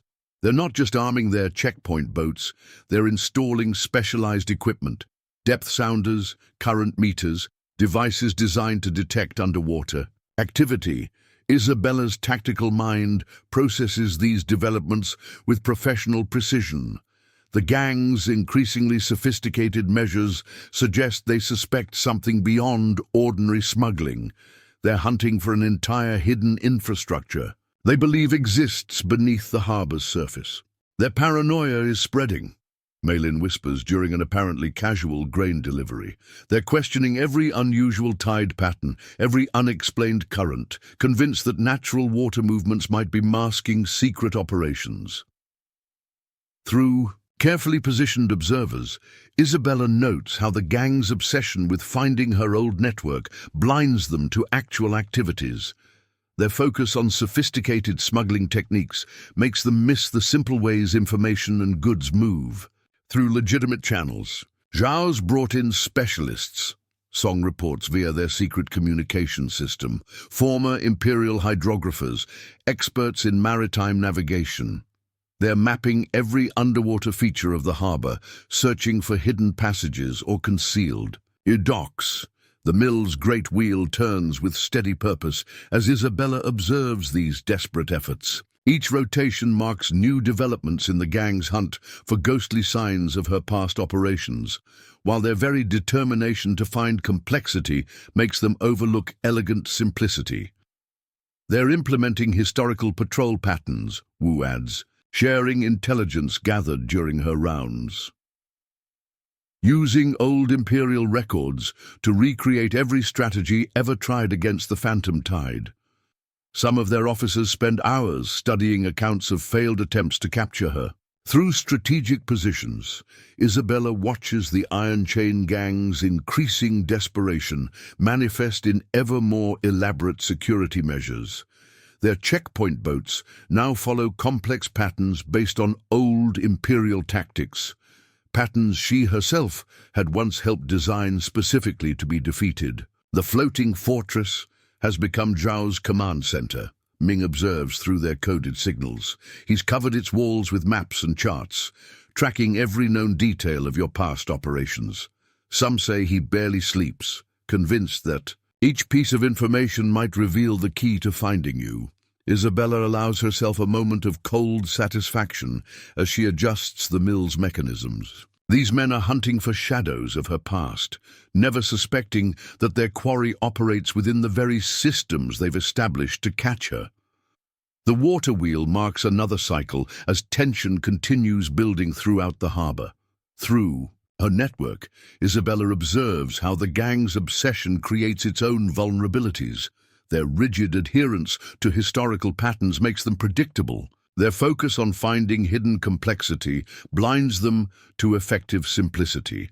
These men think they're preparing to confront a legend, recreating every method ever used to hunt the Phantom Tide. They don't understand that some operations succeed, not by avoiding control systems, but by becoming an invisible part of them. Some networks function most effectively when hidden within apparently perfect compliance with the very rules designed to prevent their existence. As morning transitions to midday, Millhaven's transformation into an armed camp continues. The Iron Chain Gang believes they're closing in on their target, establishing controls that no smuggler could possibly penetrate. They're about to discover that some waters run deepest, where they appear most closely watched, and that some millers know far more about moving things unseen than just grinding grain. Afternoon storm clouds gather over Millhaven as Isabella initiates her first major countermove against the Iron Chain Gang's control. Through her network of mirrors, she watches their patrol boats maintain their rigid patterns, never suspecting that their very predictability makes them vulnerable. Everything's in position, Ming reports through their coded signals, his movements disguised as routine millwork. Master Chen's fishing fleet is spread across the outer harbor. Dr. Wu's patients have eyes on every checkpoint. Even the market children are watching the patrol rotations. Isabella's experienced eye catches crucial details as final preparations fall into place. The gang's obsession with finding sophisticated smuggling operations has left them blind to the simple network operating in plain sight around them. Found something interesting in the customs house, Mei Lin whispers during an apparently routine business visit. Their new documentation system, all those forms and stamps they're so proud of. The paper comes from imperial mills that closed years ago. Through carefully positioned observers, Isabella monitors multiple developments simultaneously. Her tactical mind sees the opportunity hidden in the gang's own thoroughness. Their insistence on perfect documentation actually provides the perfect weapon to use against them. They're authenticating everything now, Harbour Master Song confirms, via their secret network. Every form, every permit, every cargo manifest must match their official records exactly. One wrong stamp, and they impound the entire shipment. The mill's great wheel turns with steady purpose as Isabella sets her plan in motion. Each rotation marks precise timing for operations coordinated throughout the harbor. The gang's rigid inspection schedules create perfect windows for her network to exploit. Message from the night market, Wu signals discreetly. The forgers have finished their work. Every document exactly matches the Iron Chain Gang's official forms, down to the watermarks they thought were impossible to duplicate. Through her mirrors, Isabella observes Zhao personally inspecting a suspected smuggling vessel. His attention to detail, his insistence on checking every possible hiding place, blinds him to the legitimate cargo being quietly redirected right under his nose. Their floating fortress has a weakness, Ming reports after careful observation. All those cells they've built for detaining suspects, they're keeping their official records there too. Everything in one place, where they think it's most secure. Isabella's tactical mind calculates possibilities as she makes subtle adjustments to the mill's water flow. The gang's pride in their perfect system of control has made them predictable. Their certainty in their own sophistication creates exploitable patterns. They've started their afternoon inspections, mail-in signals through coded gestures. 3 hours of checking every ship in the harbor against their official registries, just like clockwork. Through strategic positions, Isabella watches her counter-operation unfold. The gang's obsession with finding hidden smuggling routes makes them miss the obvious movements happening in plain sight. Their focus on secret signals blinds them to the simple messages passing through ordinary channels. First phase is working, Song reports quietly. They're so busy checking their own documentation, they haven't noticed how many ships' registries have subtle discrepancies. Small changes that will become crucial later. The afternoon deepens as Isabella's network operates within the very system meant to prevent its existence. Each inspection the gang conducts, each document they verify, each cargo they clear actually, strengthens her position. Their own perfect procedures create the cover she needs. Zhao's getting suspicious, Wu warns through their secret communication. Not of any specific activity, but he senses something's wrong. Keeps saying the harbor feels different, like the water itself is hiding something. Through carefully placed mirrors, Isabella tracks the gang commander's growing unease. His military training tells him something's happening, but his obsession with finding sophisticated smuggling operations blinds him to the truth that the very system he's created works against him. They're doubling the guard on their records, Ming observes via coded signals, adding more security to protect documents that are already compromised. Every new procedure they implement actually makes our work easier.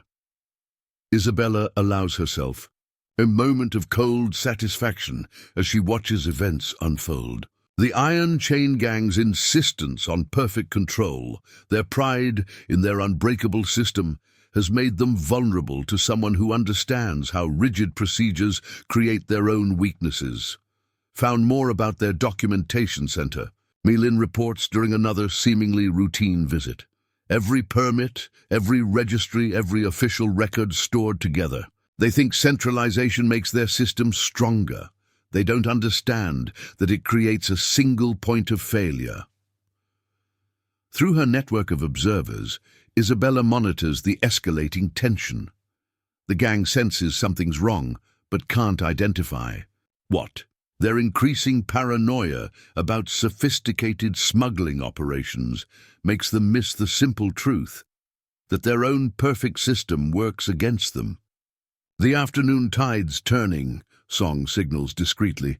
Their patrol boats are all in position, exactly where they're supposed to be, exactly where we need them. Isabella's tactical mind sees all the pieces falling into place. Through years of outmaneuvering imperial customs, she learned that the most effective operations don't fight control systems, they use them. Every procedure the gang implements, every security measure they add, every document they require, creates new opportunities for someone who knows how to turn such systems against themselves. The storm clouds darken as Millhaven's harbor approaches. A crucial moment. These men think their perfect system of control makes them invincible. They're about to learn that some threats don't come from hidden smugglers or secret passages, but from the very procedures they trust to maintain their power. Their document verification is starting to falter. Wu reports through carefully coded signals. Too many forms to check, too many stamps to verify. Their own insistence on perfect procedure is overwhelming their ability to maintain it.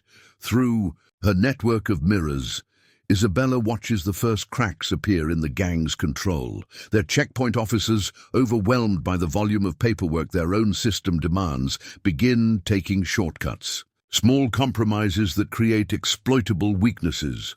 Found something in their patrol patterns, Ming observes, during routine mill maintenance. They're so focused on maintaining precise schedules, they've created predictable gaps, moments when their coverage isn't as perfect as they think. Isabella's tactical mind processes these developments with professional precision. The gang's obsession with creating an unbreakable system has made them vulnerable to someone who understands how complexity often defeats itself. The floating fortress is becoming their weakness. Mei Lin adds via their secret communication. They've centralized everything there. Records, guards, command structure. One location where their entire system could be compromised. Through carefully positioned observers, Isabella tracks multiple operations unfolding simultaneously. The gang's pride in their perfect documentation provides cover for her network to operate within their own procedures. Their rigid schedules create windows of opportunity that someone with proper understanding can exploit. Zhao's behavior is changing, Song reports discreetly. His military precision is slipping. The more control he tries to establish, the more he senses something's wrong. But his obsession with finding sophisticated smuggling operations blinds him to what's really happening. The mill's great wheel turns another cycle as Isabella observes these developments. Each rotation marks precise timing for operations that use the gang's own system against them. Their insistence on perfect control actually makes their movements predictable, their procedures exploitable. The market vendors have noticed something, Wu signals during an apparently routine visit. The gang's officers are starting to doubt their own documentation. Too many perfect papers, making them suspicious of everything. Through strategic positions, Isabella watches her counter-strategy take effect. The Iron Chain Gang's certainty in their unbreakable system has made them vulnerable to someone who understands that perfect order often creates its own chaos. They're implementing new security measures, Ming reports via coded gestures. Adding more layers of verification, more stamps, more procedures. Every addition makes their system more complex, more difficult for them to maintain. Isabella allows herself a moment of satisfaction as she adjusts the mill's mechanisms. These men think more control equals more security. They don't understand that every new procedure, every additional check, every extra verification creates another point where their own system can be turned against them. Found more about their command structure, Mei Lin whispers during a grain delivery. Zhao ordered multiple inspections of the same shipments, demanding repeated verification of already cleared cargo. His paranoia is making their own procedures break down. Through her mirrors, Isabella observes the growing tension in the harbor. The gang's increasing desperation to maintain perfect control actually undermines their effectiveness. Their obsession with finding hidden complexity blinds them to the simple ways their own system defeats itself. The afternoon storm approaches as Millhaven's transformation continues. The Iron Chain Gang believes their perfect procedures make them invulnerable. They're about to discover that some threats come not from outside resistance, but from the very systems they trust to maintain their power. Their officers are starting to turn on each other, Dr. Wu observes through their secret network, arguing over procedural details, questioning each other's verification methods. The pressure of maintaining their perfect system is creating internal conflicts. Through her carefully positioned mirrors, Isabella watches these tensions play out. Senior officers demand multiple checks of already verified documents. Junior officials question their superiors' judgment. Each layer of doubt weakens their once unified. "Command, something's happening in their records office," Ming signals via coded movements disguised as mill work. They're finding discrepancies in previously cleared documents, small changes that make them question every form they've already approved. Isabella's tactical mind processes these developments with professional satisfaction. The gang's obsession with perfect documentation has trapped them in an endless cycle of verification, each check making them doubt previous approvals. Their checkpoint system is becoming its own worst enemy, Maylin reports, during a seemingly routine business discussion. So many stamps, so many signatures required that legitimate cargo sit untouched while they argue over proper procedures. Through strategic observation points, Isabella tracks the mounting chaos disguised as control. The gang's insistence on absolute verification has created gridlock in the harbor. Their own perfect system slowly strangles normal commerce. Zhao's becoming erratic, Song whispers during an official inspection. One moment demanding stricter procedures, the next questioning why simple transactions need so much documentation. His military discipline is cracking under the weight of his own protocols. The mill's massive wheel turns with precise timing as Isabella observes these fractures in the gang's command structure. Each rotation marks another small victory as their perfect system begins to collapse under its own weight. The floating fortress reveals interesting patterns, Wu adds through their coded communication. Guards spend more time checking each other's credentials than watching for actual threats. Officers require verification from multiple sources before trusting their own records. Through her network of observers, Isabella watches the Iron Chain Gang's confidence erode.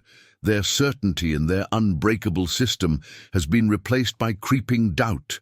Each new procedure they add to maintain control actually increases their uncertainty. "Found something crucial about their documentation center," Ming reports via careful signals.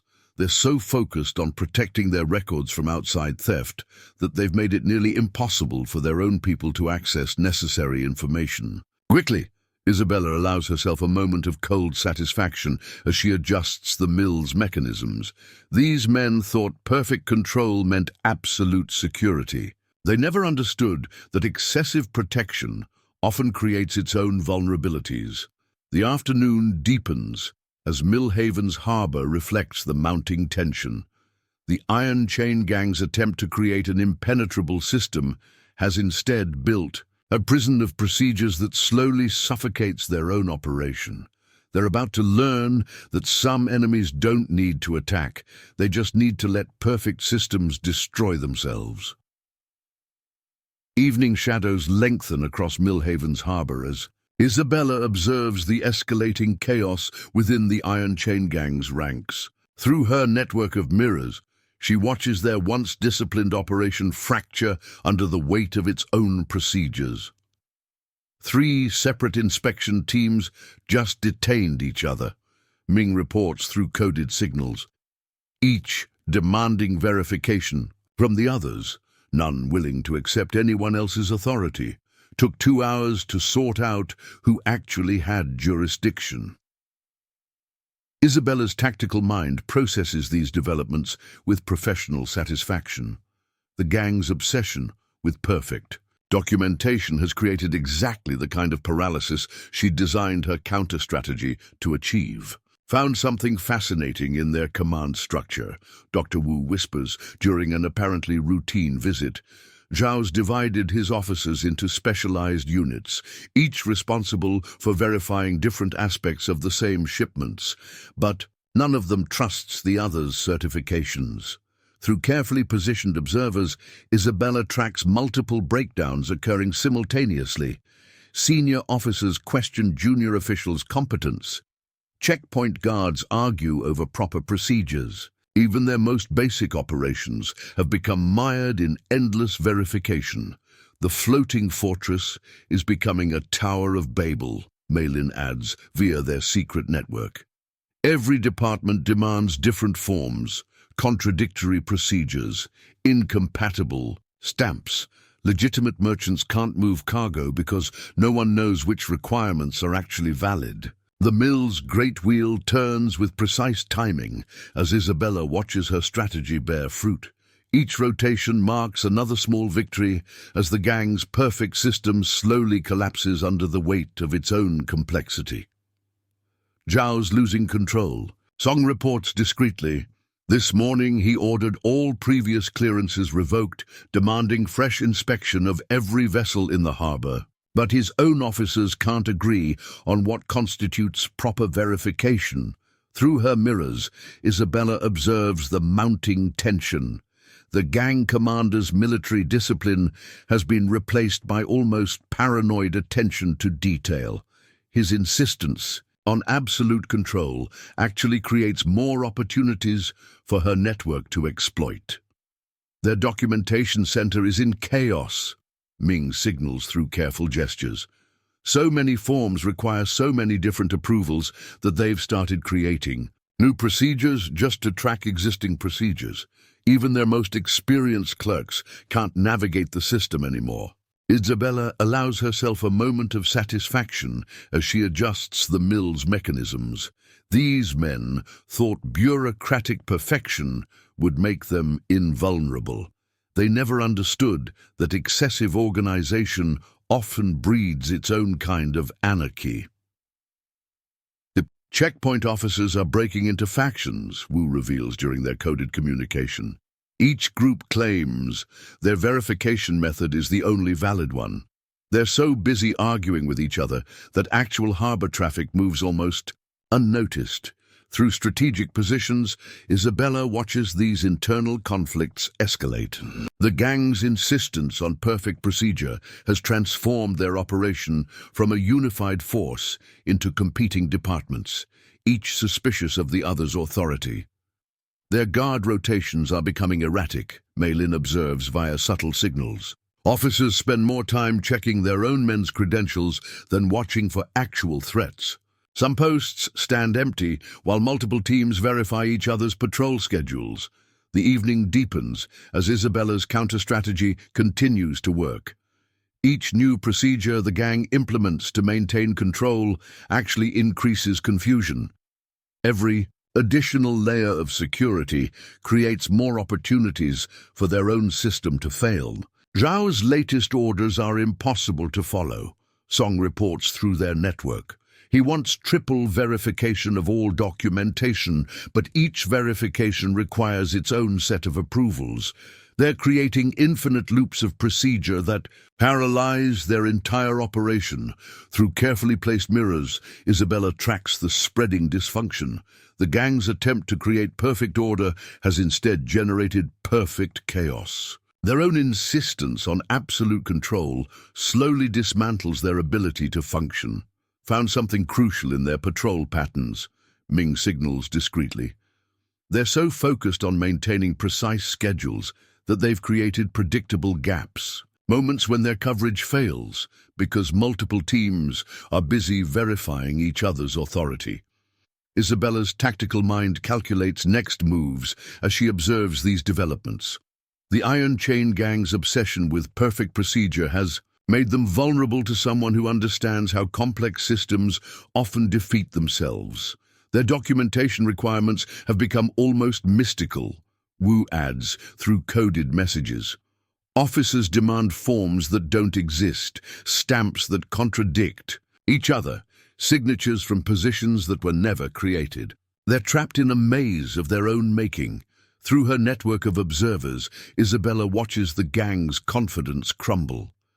Their certainty in their unbreakable system has been replaced by creeping paranoia. Each attempt to restore control through additional procedures actually increases disorder. The floating fortress shows the strain, Maylin reports via their secret communication. Officers barricaded in separate sections, each claiming authority over different aspects of harbor. Control.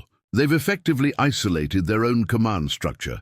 The mill's mechanisms hum with purpose as Isabella makes subtle adjustments.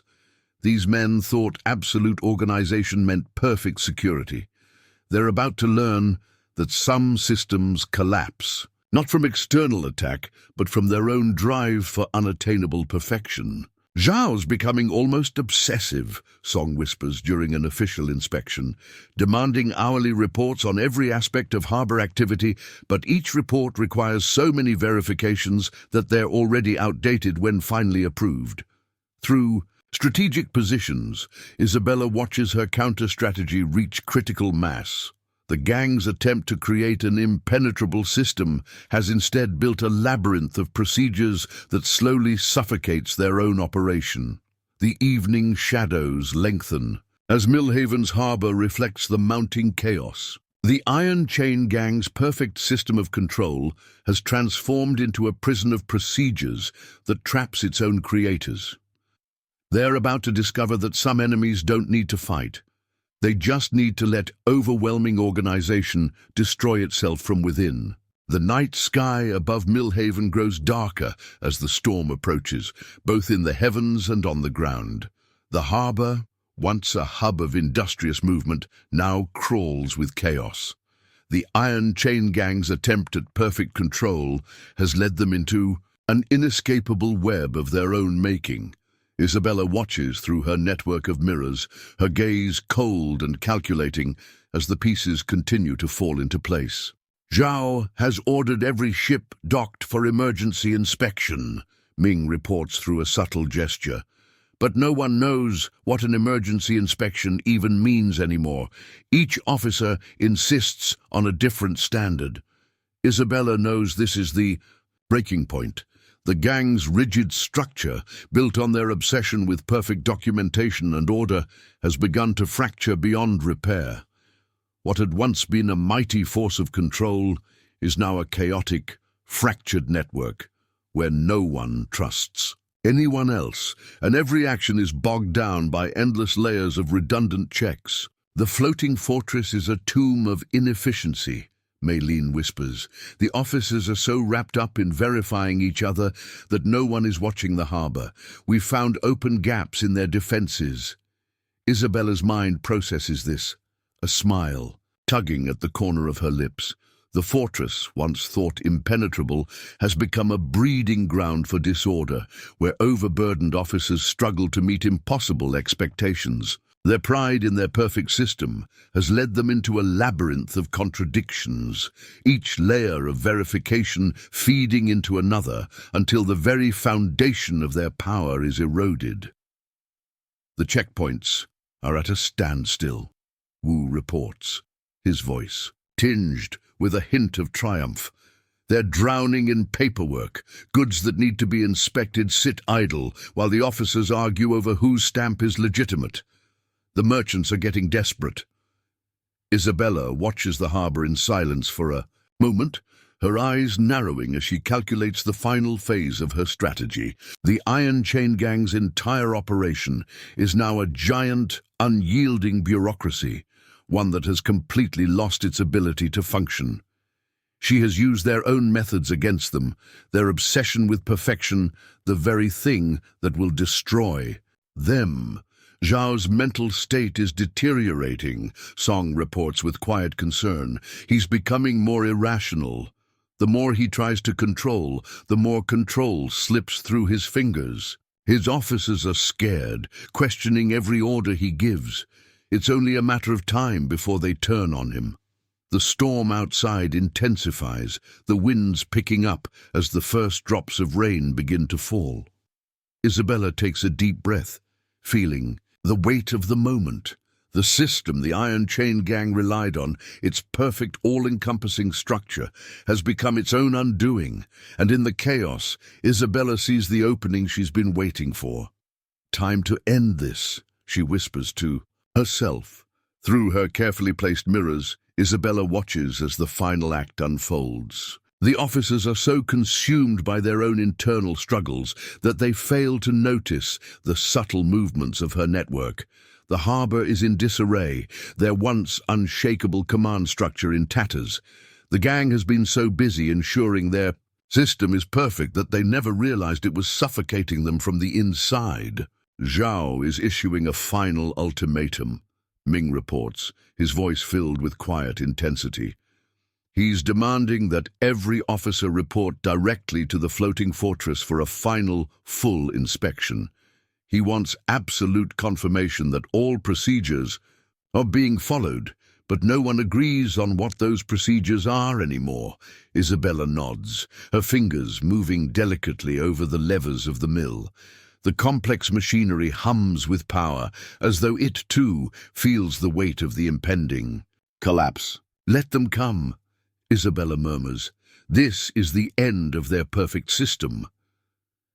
The night deepens as the storm breaks, unleashing a torrent of rain and wind. The harbor is plunged into confusion, with dock workers and merchants alike caught in the crossfire of the Iron Chain Gang's crumbling bureaucracy. The officers, divided and uncertain, gather at the floating fortress, unaware that their fate has already been sealed. One by one, the officers of the Iron Chain Gang arrive at the fortress, each more disoriented than the last. They stand in tense groups, each faction arguing over which verification method is the true one, while others huddle together, whispering about the growing instability in their ranks. As Zhao himself arrives, drenched from the rain, his eyes wild, with a mixture of fury and desperation, he marches through the fortress, barking orders that no one obeys, demanding reports that no one can produce. His frustration mounts with every passing minute, his authority evaporating as quickly as the rainwater on his clothes. Isabella, watching from her vantage point, allows herself a final moment of satisfaction. The system she'd set in motion has reached its peak. She watches as the gang's officers, once so certain of their superiority, now question everything. Each passing second chips away at their authority until it's nothing but a hollow shell. A figure approaches her, emerging from the shadows. It's Mei Lin, her face grim but resolute. "It's done," she says softly. "The Iron Chain Gang is finished." Isabella nods, her expression cold. "Let them believe they were undone by outside forces. The truth is simpler. They destroyed themselves." And with that, the storm breaks over Millhaven, the harbor teeming with the last vestiges of a once impervious empire, unraveling beneath the weight of its own obsession with perfection. The storm rages on, its fury a perfect reflection of the chaos inside the floating fortress. The harbor, once a thriving testament to the Iron Chain Gang's iron grip on power, now seems like a scene from a crumbling empire, where every corner, every shadow, holds a whisper of its impending fall. Inside the fortress, Zhao's grip on command is slipping faster than he can comprehend. His officers, once his most loyal, are now divided into hostile factions, each more concerned with protecting their own authority than maintaining the gang's operations. The fortress's grand halls echo with the noise of shouting officers and the rustling of pointless paperwork. Zhao's trying to enforce some sort of martial law, Ming reports from his position on the outskirts of the fortress. But even the guards are questioning his orders now. They're starting to ignore his commands. Isabella feels the familiar thrill of a plan well executed, but there's no time for complacency.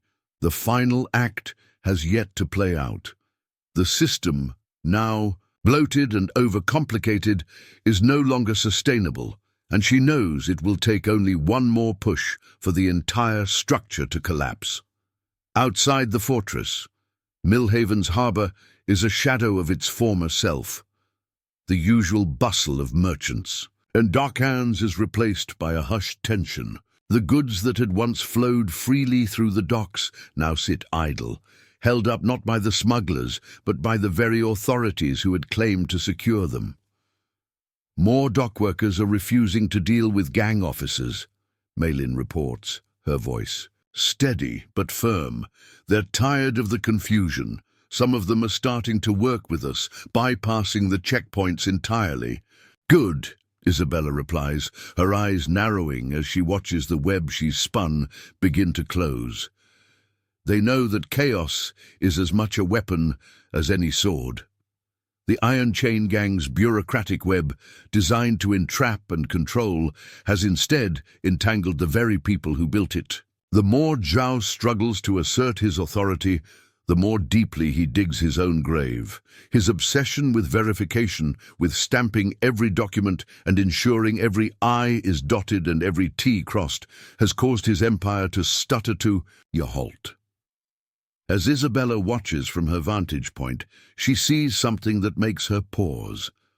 A small group of officers, those who had once been fiercely loyal to Zhao, are now huddled together, their faces tense, whispering among themselves. She knows that it's only a matter of time before the first betrayal happens. The betrayal comes swiftly. Zhao's latest order to reinstate the most ridiculous verification procedure yet, demanding that even officers re-verify their own identities, was the tipping point.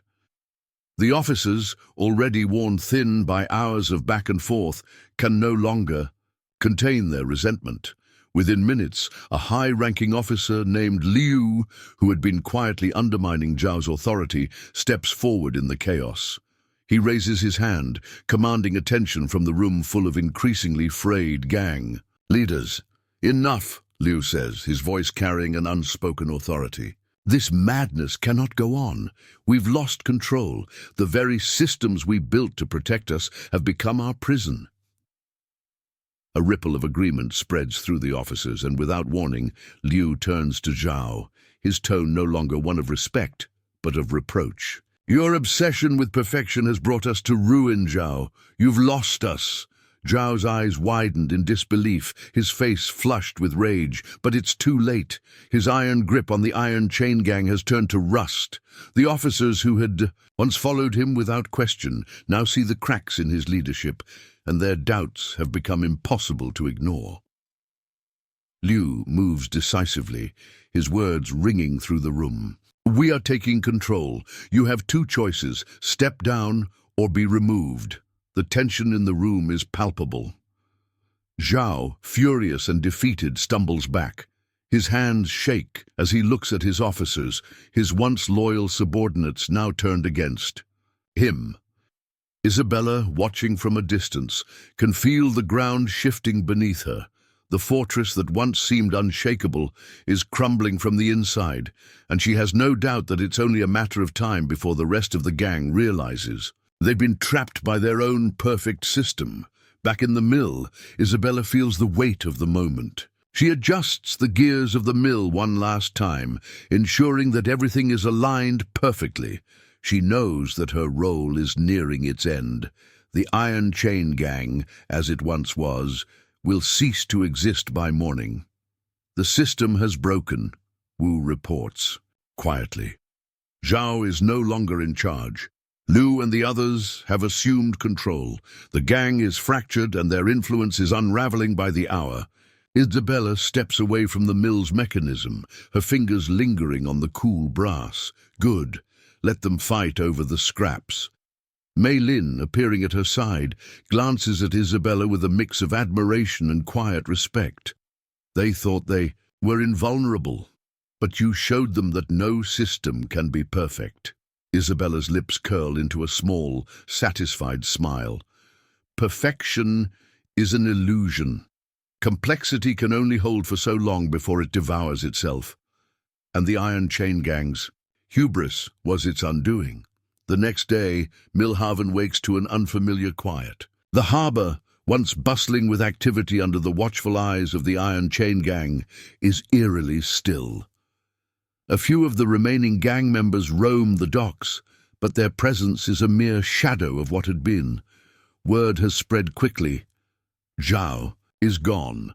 The gang splintered into factions, and the empire built on perfect control is now a crumbling ruin. Isabella watches from the mill as the harbour comes to life again, this time under a new order. There's a sense of possibility in the air, a fresh start.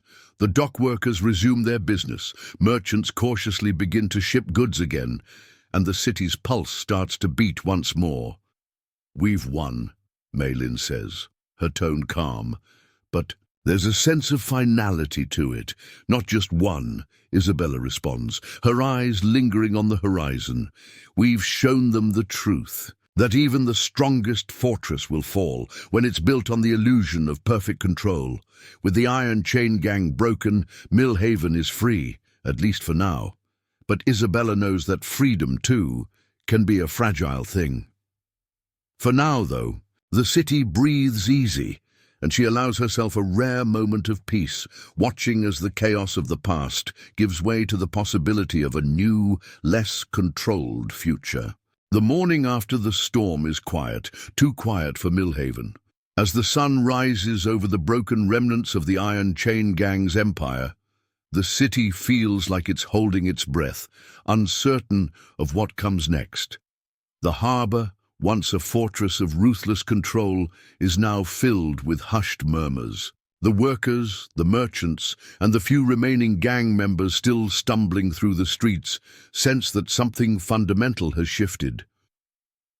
Isabella stands at the edge of the mill, her eyes scanning the harbour. It's a familiar sight. Ships, slowly unloading, cargo being moved with purpose, but there's a sense of trepidation hanging in the air. The Iron Chain Gang is no more, but the power vacuum they've left behind is as heavy as a stone, and someone will rise to fill it. "We've dismantled the gang's infrastructure, but this city is far from stable," Maylin remarks, her voice cutting through the quiet tension. She's standing beside Isabella, both of them watching the uneasy shifts in the crowd below. Isabella nods slowly. The gang's obsession with perfect control may be gone, but the wounds they've left run deep. There will be power struggles. People will fight for what's left of the empire they built. Millhaven's future isn't decided yet.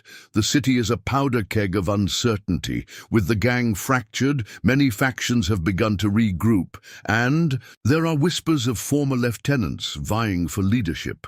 The once unassailable Iron Chain has splintered into smaller pieces, each struggling to establish dominance over the others. The streets are teeming with rumors of betrayals, shifting allegiances, and inevitably violence. The factions are already forming, Wu reports, his voice steady but with an undercurrent of concern. Some want to take control of the old operations. Others are focusing on rebuilding the market. The city is still trying to find its bearings after the collapse. Isabella's mind races, analyzing the situation with professional precision. She knew this would happen. The Iron Chain Gang's downfall was just the first step in the larger dance for power that would follow.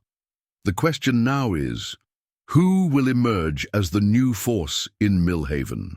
More importantly, who will control the remnants of the gang's influence? And how can they prevent the city from falling back into the same cycles of control? We can't afford to let these factions regain the upper hand, Isabella says, her voice cool. We need to act quickly before one of them manages to seize too much power. The next few days pass in a haze of shifting allegiances and sudden confrontations. Millhaven's streets grow more dangerous by the hour as former gang leaders scramble for control. Several key figures who had once been buried beneath the gang's hierarchy have resurfaced, each offering promises of stability, each plotting their own rise. There's an air of tension in the city, as if everyone is waiting for the other shoe to drop. One morning, Isabella receives a discreet message from Song. One of the smaller factions is planning a meeting tonight, he writes in coded script. They're seeking to unite the gangs in the city and form a new council. We believe the man behind it is someone who once worked under Zhao. Isabella's fingers tap lightly against the table, her mind calculating. A new council. It could be the start of something more dangerous. A centralized power that might quickly become just as oppressive as the Iron Chain Gang had been. But it could also be an opportunity. If she could infiltrate it, she might steer it in a direction that benefits the city rather than plunging it back into the same cycles of manipulation. Set up a meeting, she replies swiftly. If they want unity, we need to see what they're really offering. That night, Isabella and Mei Lin slip into the shadows of the old docks, their movements precise, calculated. The meeting is held in a rundown warehouse, a former safe house for the gang's inner circle. Inside, a group of men and women from various factions are gathered around a large wooden table. The air is thick with tension and the pungent smell of cheap liquor. At the head of the table sits a man named Jin, a former lieutenant under Zhao, now leading one of the more powerful factions that's trying to consolidate control. His sharp eyes scan the room, but there's an unease about him, a calculated patience. Welcome, Jin greets, his voice smooth but carrying an edge. We've all seen what happens when chaos takes hold of a city. We propose a new order, a council, a system where all the factions work together, each having a say in the future of Millhaven. The others nod, murmurs of agreement rippling through the room. But Isabella isn't fooled. She's seen this before, empty promises cloaked in sweet words. Another layer of control wrapped in the guise of unity. How do we know this council will be any different? Mei Lin asks, her tone sharp but respectful. Jin's eyes flicker over to her, measuring her response. Because this time, we will ensure that no one person controls it all. There will be checks and balances, a collective leadership that will ensure the city remains stable. No one can rise to power without the approval of the council. Isabella watches carefully, her eyes narrowing. She senses the trap within the offer. A council may sound like a fair solution, but the reality is often more insidious. These people are simply trying to divide the power in a way that benefits them all equally, allowing them to remain in control without facing the same consequences as Zhao did. We need to decide what's best for the city, not just ourselves. Isabella speaks up, her voice cutting through the room. What about the people of Millhaven? The workers, the merchants, the ones who've been crushed under the weight of your systems. How will this council serve them? Jin's smile tightens, his eyes flicking toward his lieutenants before answering. We will ensure that the city remains secure. The merchants will prosper again. The workers will find stability. But we need a strong hand to lead, and this council will be that hand. Isabella leans back, weighing her words carefully. She knows this meeting is more about power consolidation than it is about rebuilding Millhaven. These men don't want to change the system.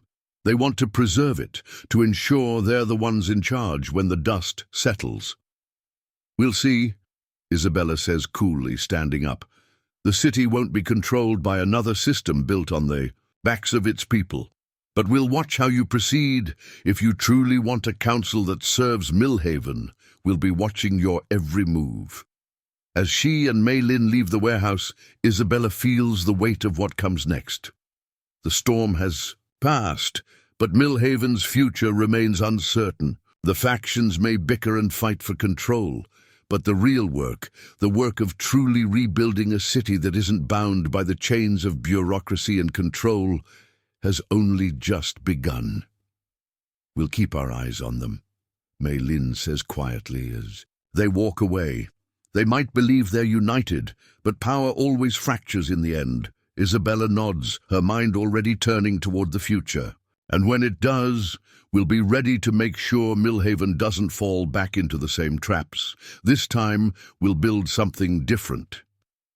The city may be on the edge of a new era, But Isabella knows that the fight for its soul is far from over. Days pass, and the atmosphere in Millhaven shifts again, though still tenuous. The broken remnants of the Iron Chain Gang are fractured into multiple factions, each vying for influence and control.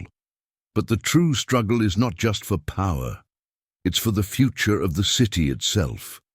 The old systems of control have been toppled, and in their place, a desperate scramble for a new order begins.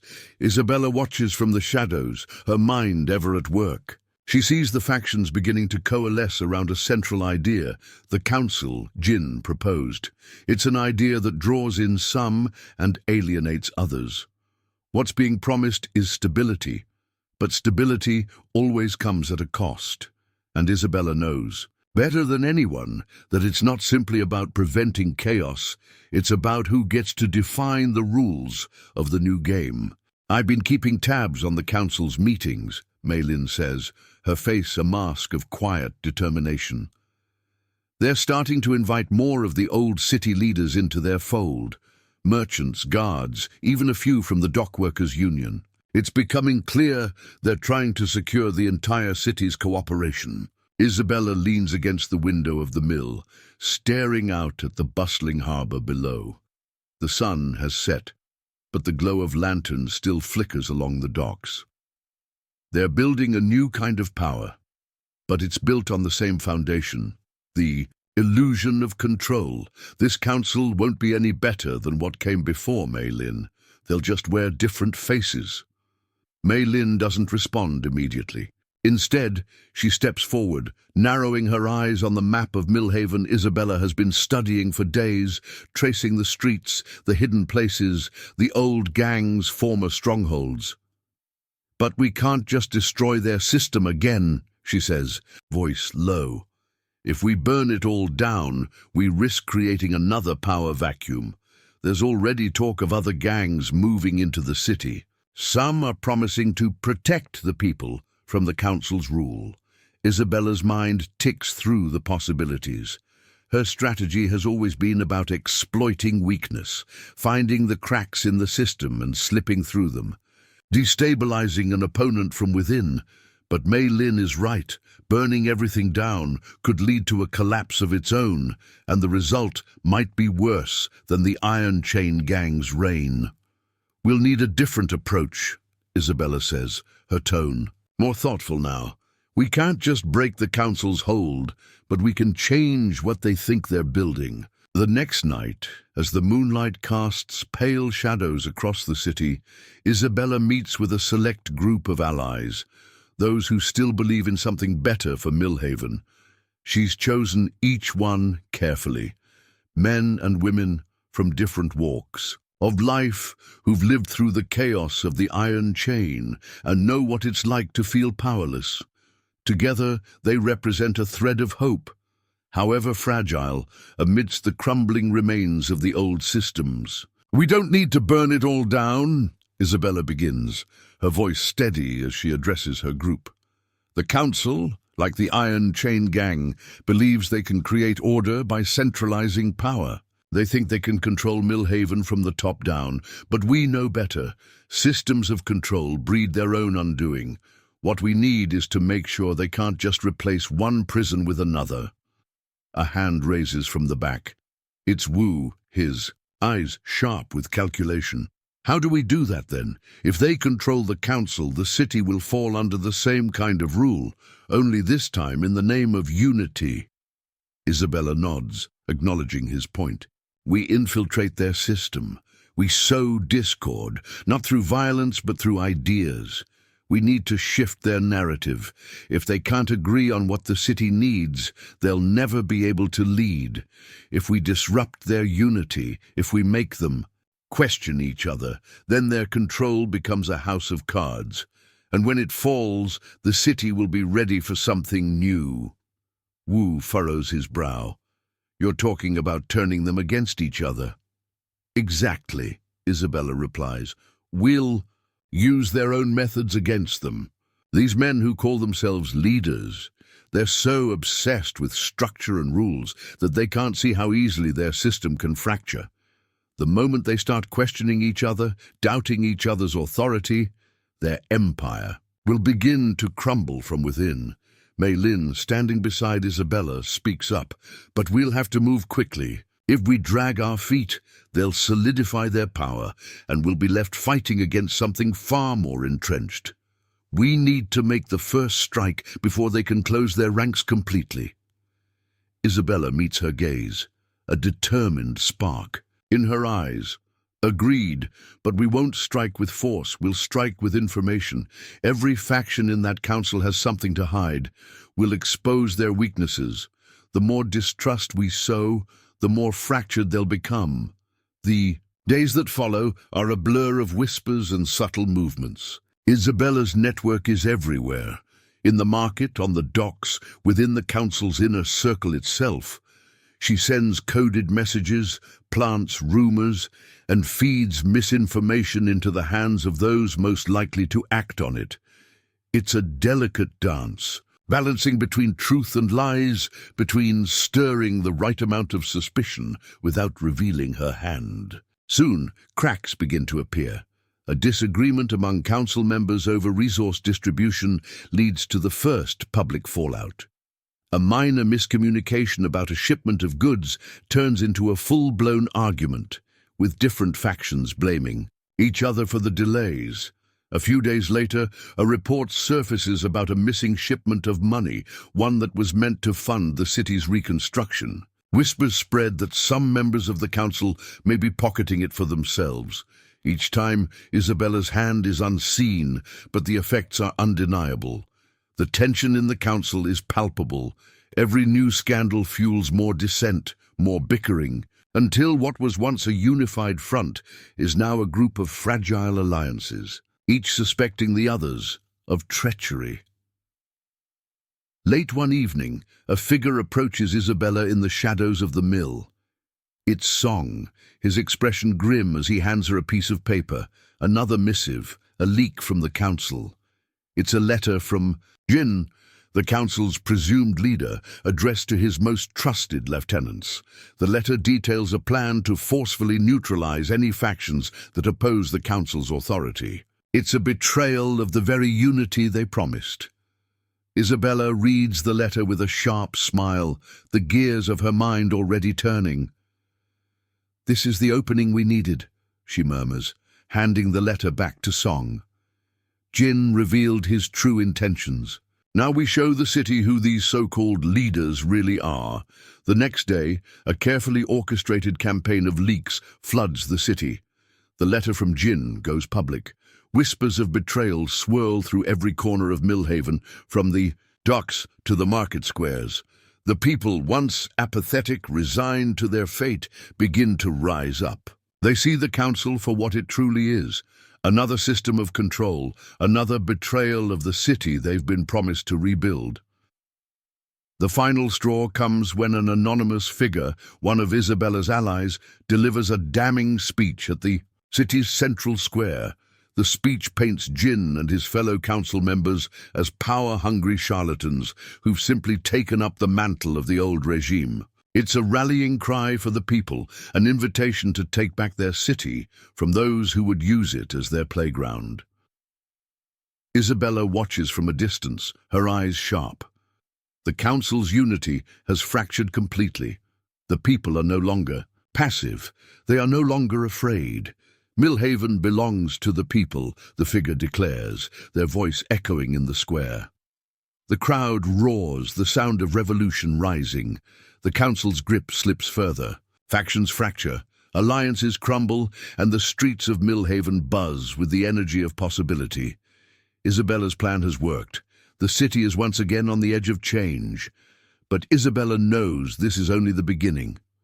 Power never relinquishes. Control easily, and though the council may be broken, the forces that seek to control Millhaven are far from gone. There will always be those who seek to impose their will, and as long as there is chaos, Isabella will be there, watching, calculating, ensuring that no one can ever claim control again without understanding the price. For in the ruins of the old systems, something new is waiting to emerge. Something better, something that could finally set Millhaven free. The weeks after the fall of the council pass in a blur, the city of Millhaven alive with a nervous energy. The air is thick with the scent of change, and though the council has fractured, the ripples of their collapse have unsettled every corner of the city. The streets pulse with unrest, but in the cracks left behind, new possibilities begin to emerge. Isabella walks the streets of the harbour, her cloak pulled tightly. Around her, her eyes sharp as ever. The chaos is palpable. While factions within the city squabble over what remains of the council's power, the people of Millhaven, those who have been oppressed for so long, begin to find their voice. Merchants are starting to form their own. Coalitions, workers are organizing in new ways, and old alliances that were once dictated by fear of the gang are now being tested in the light of newfound freedom. But Isabella knows that the danger isn't over. With the fall of one power structure comes the inevitable rise of another. It's a truth she's lived by for years.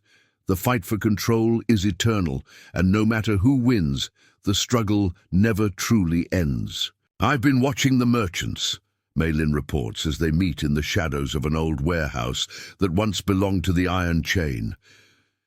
They're banding together, forming a new coalition to manage trade and resources.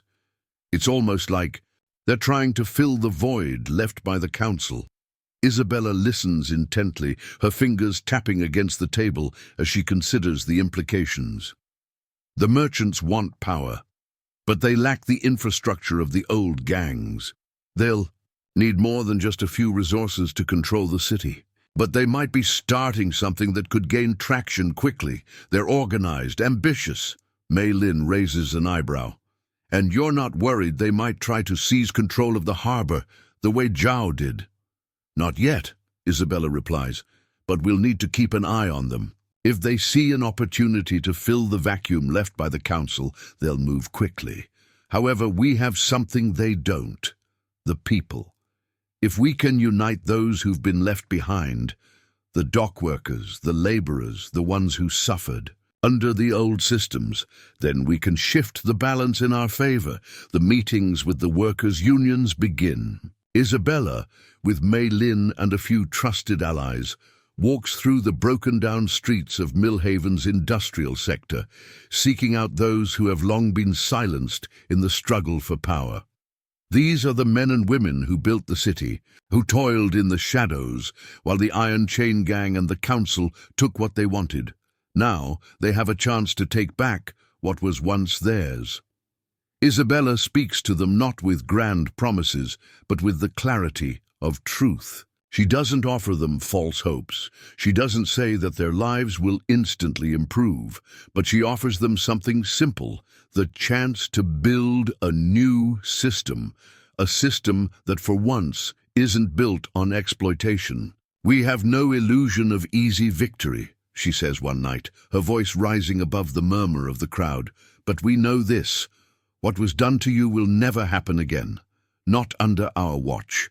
The words hang in the air, a promise to the city's most forgotten people. The workers begin to listen, to rally around her as if for the first time in their lives they see a way forward. It's not an easy road. Rebuilding a city, a system, from the ashes of corruption is never easy. But it is a road with possibilities. As the weeks pass, Isabella's influence continues to grow, spreading like a silent current through the heart of Millhaven. She becomes a figurehead, not of control, but of unity.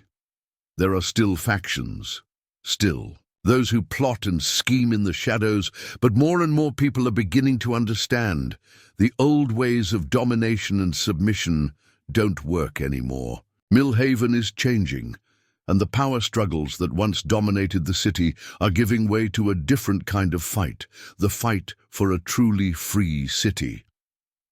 But even as things begin to shift, Isabella is acutely aware of the dangers lurking in the dark corners of Millhaven. Jin, the former leader of the council, has not been idle. Though his grip on power has weakened, his ambition has not. He is gathering his former supporters, pulling together a coalition of old crime lords and power-hungry merchants who long for the days of easy control. He is a patient man, and patience can be a dangerous thing in a city like Millhaven. "Jin's still out there," Song warns one evening as they meet in their usual safe house. "He's not done. I've heard whispers that he's been contacting old allies, men who ran the docks before the gang took control, people with influence who've stayed hidden during the upheaval." Isabella nods, her face a mask of focus. "I expected as much. Jin won't fade away quietly. He's too invested in Millhaven's power to simply walk away. If he's assembling a new coalition, we need to act fast. We can't let him gain a foothold in the city again." She pauses, considering their options. "We need to find out who he's working with. If we can expose his network before it gains momentum, we can prevent another war for control of the city." The weeks that follow are filled with subterfuge and tension. Isabella's network spreads further, her allies embedding themselves in every faction, every corner of Millhaven. They work quickly, gathering information, tracking Jin's movements, and watching for any signs of organized activity. And then one night, they find it. A secret meeting held in a dusty old warehouse by the docks. Jin and his allies, merchants, former gang members, and a handful of shadowy figures are in the middle of a discussion about reclaiming power. Their goal is clear. They want to bring Millhaven back under a single, centralized control. They're talking about manipulating the workers' strikes, cutting off supply chains, and using force to intimidate those who would stand in their way. Isabella's heart quickens, the pieces falling into place. Jin isn't just trying to rebuild his empire. He's trying to break the people's resistance before it can gain real power. She turns to Mei Lin, who's been listening silently. "We can't let him do this. We need to hit back, hard." The next few days are a whirlwind. Isabella uses her network to leak information, spreading word of Jin's schemes before they can take root. She plants false documents, uses hidden messages, and manipulates the flow of information to sow confusion among Jin's ranks. With each passing hour, the web of deception grows, and the faction that seemed so close to regaining control begins to falter. But Jin is not easily fooled. He's patient, calculating, and he begins to move more cautiously.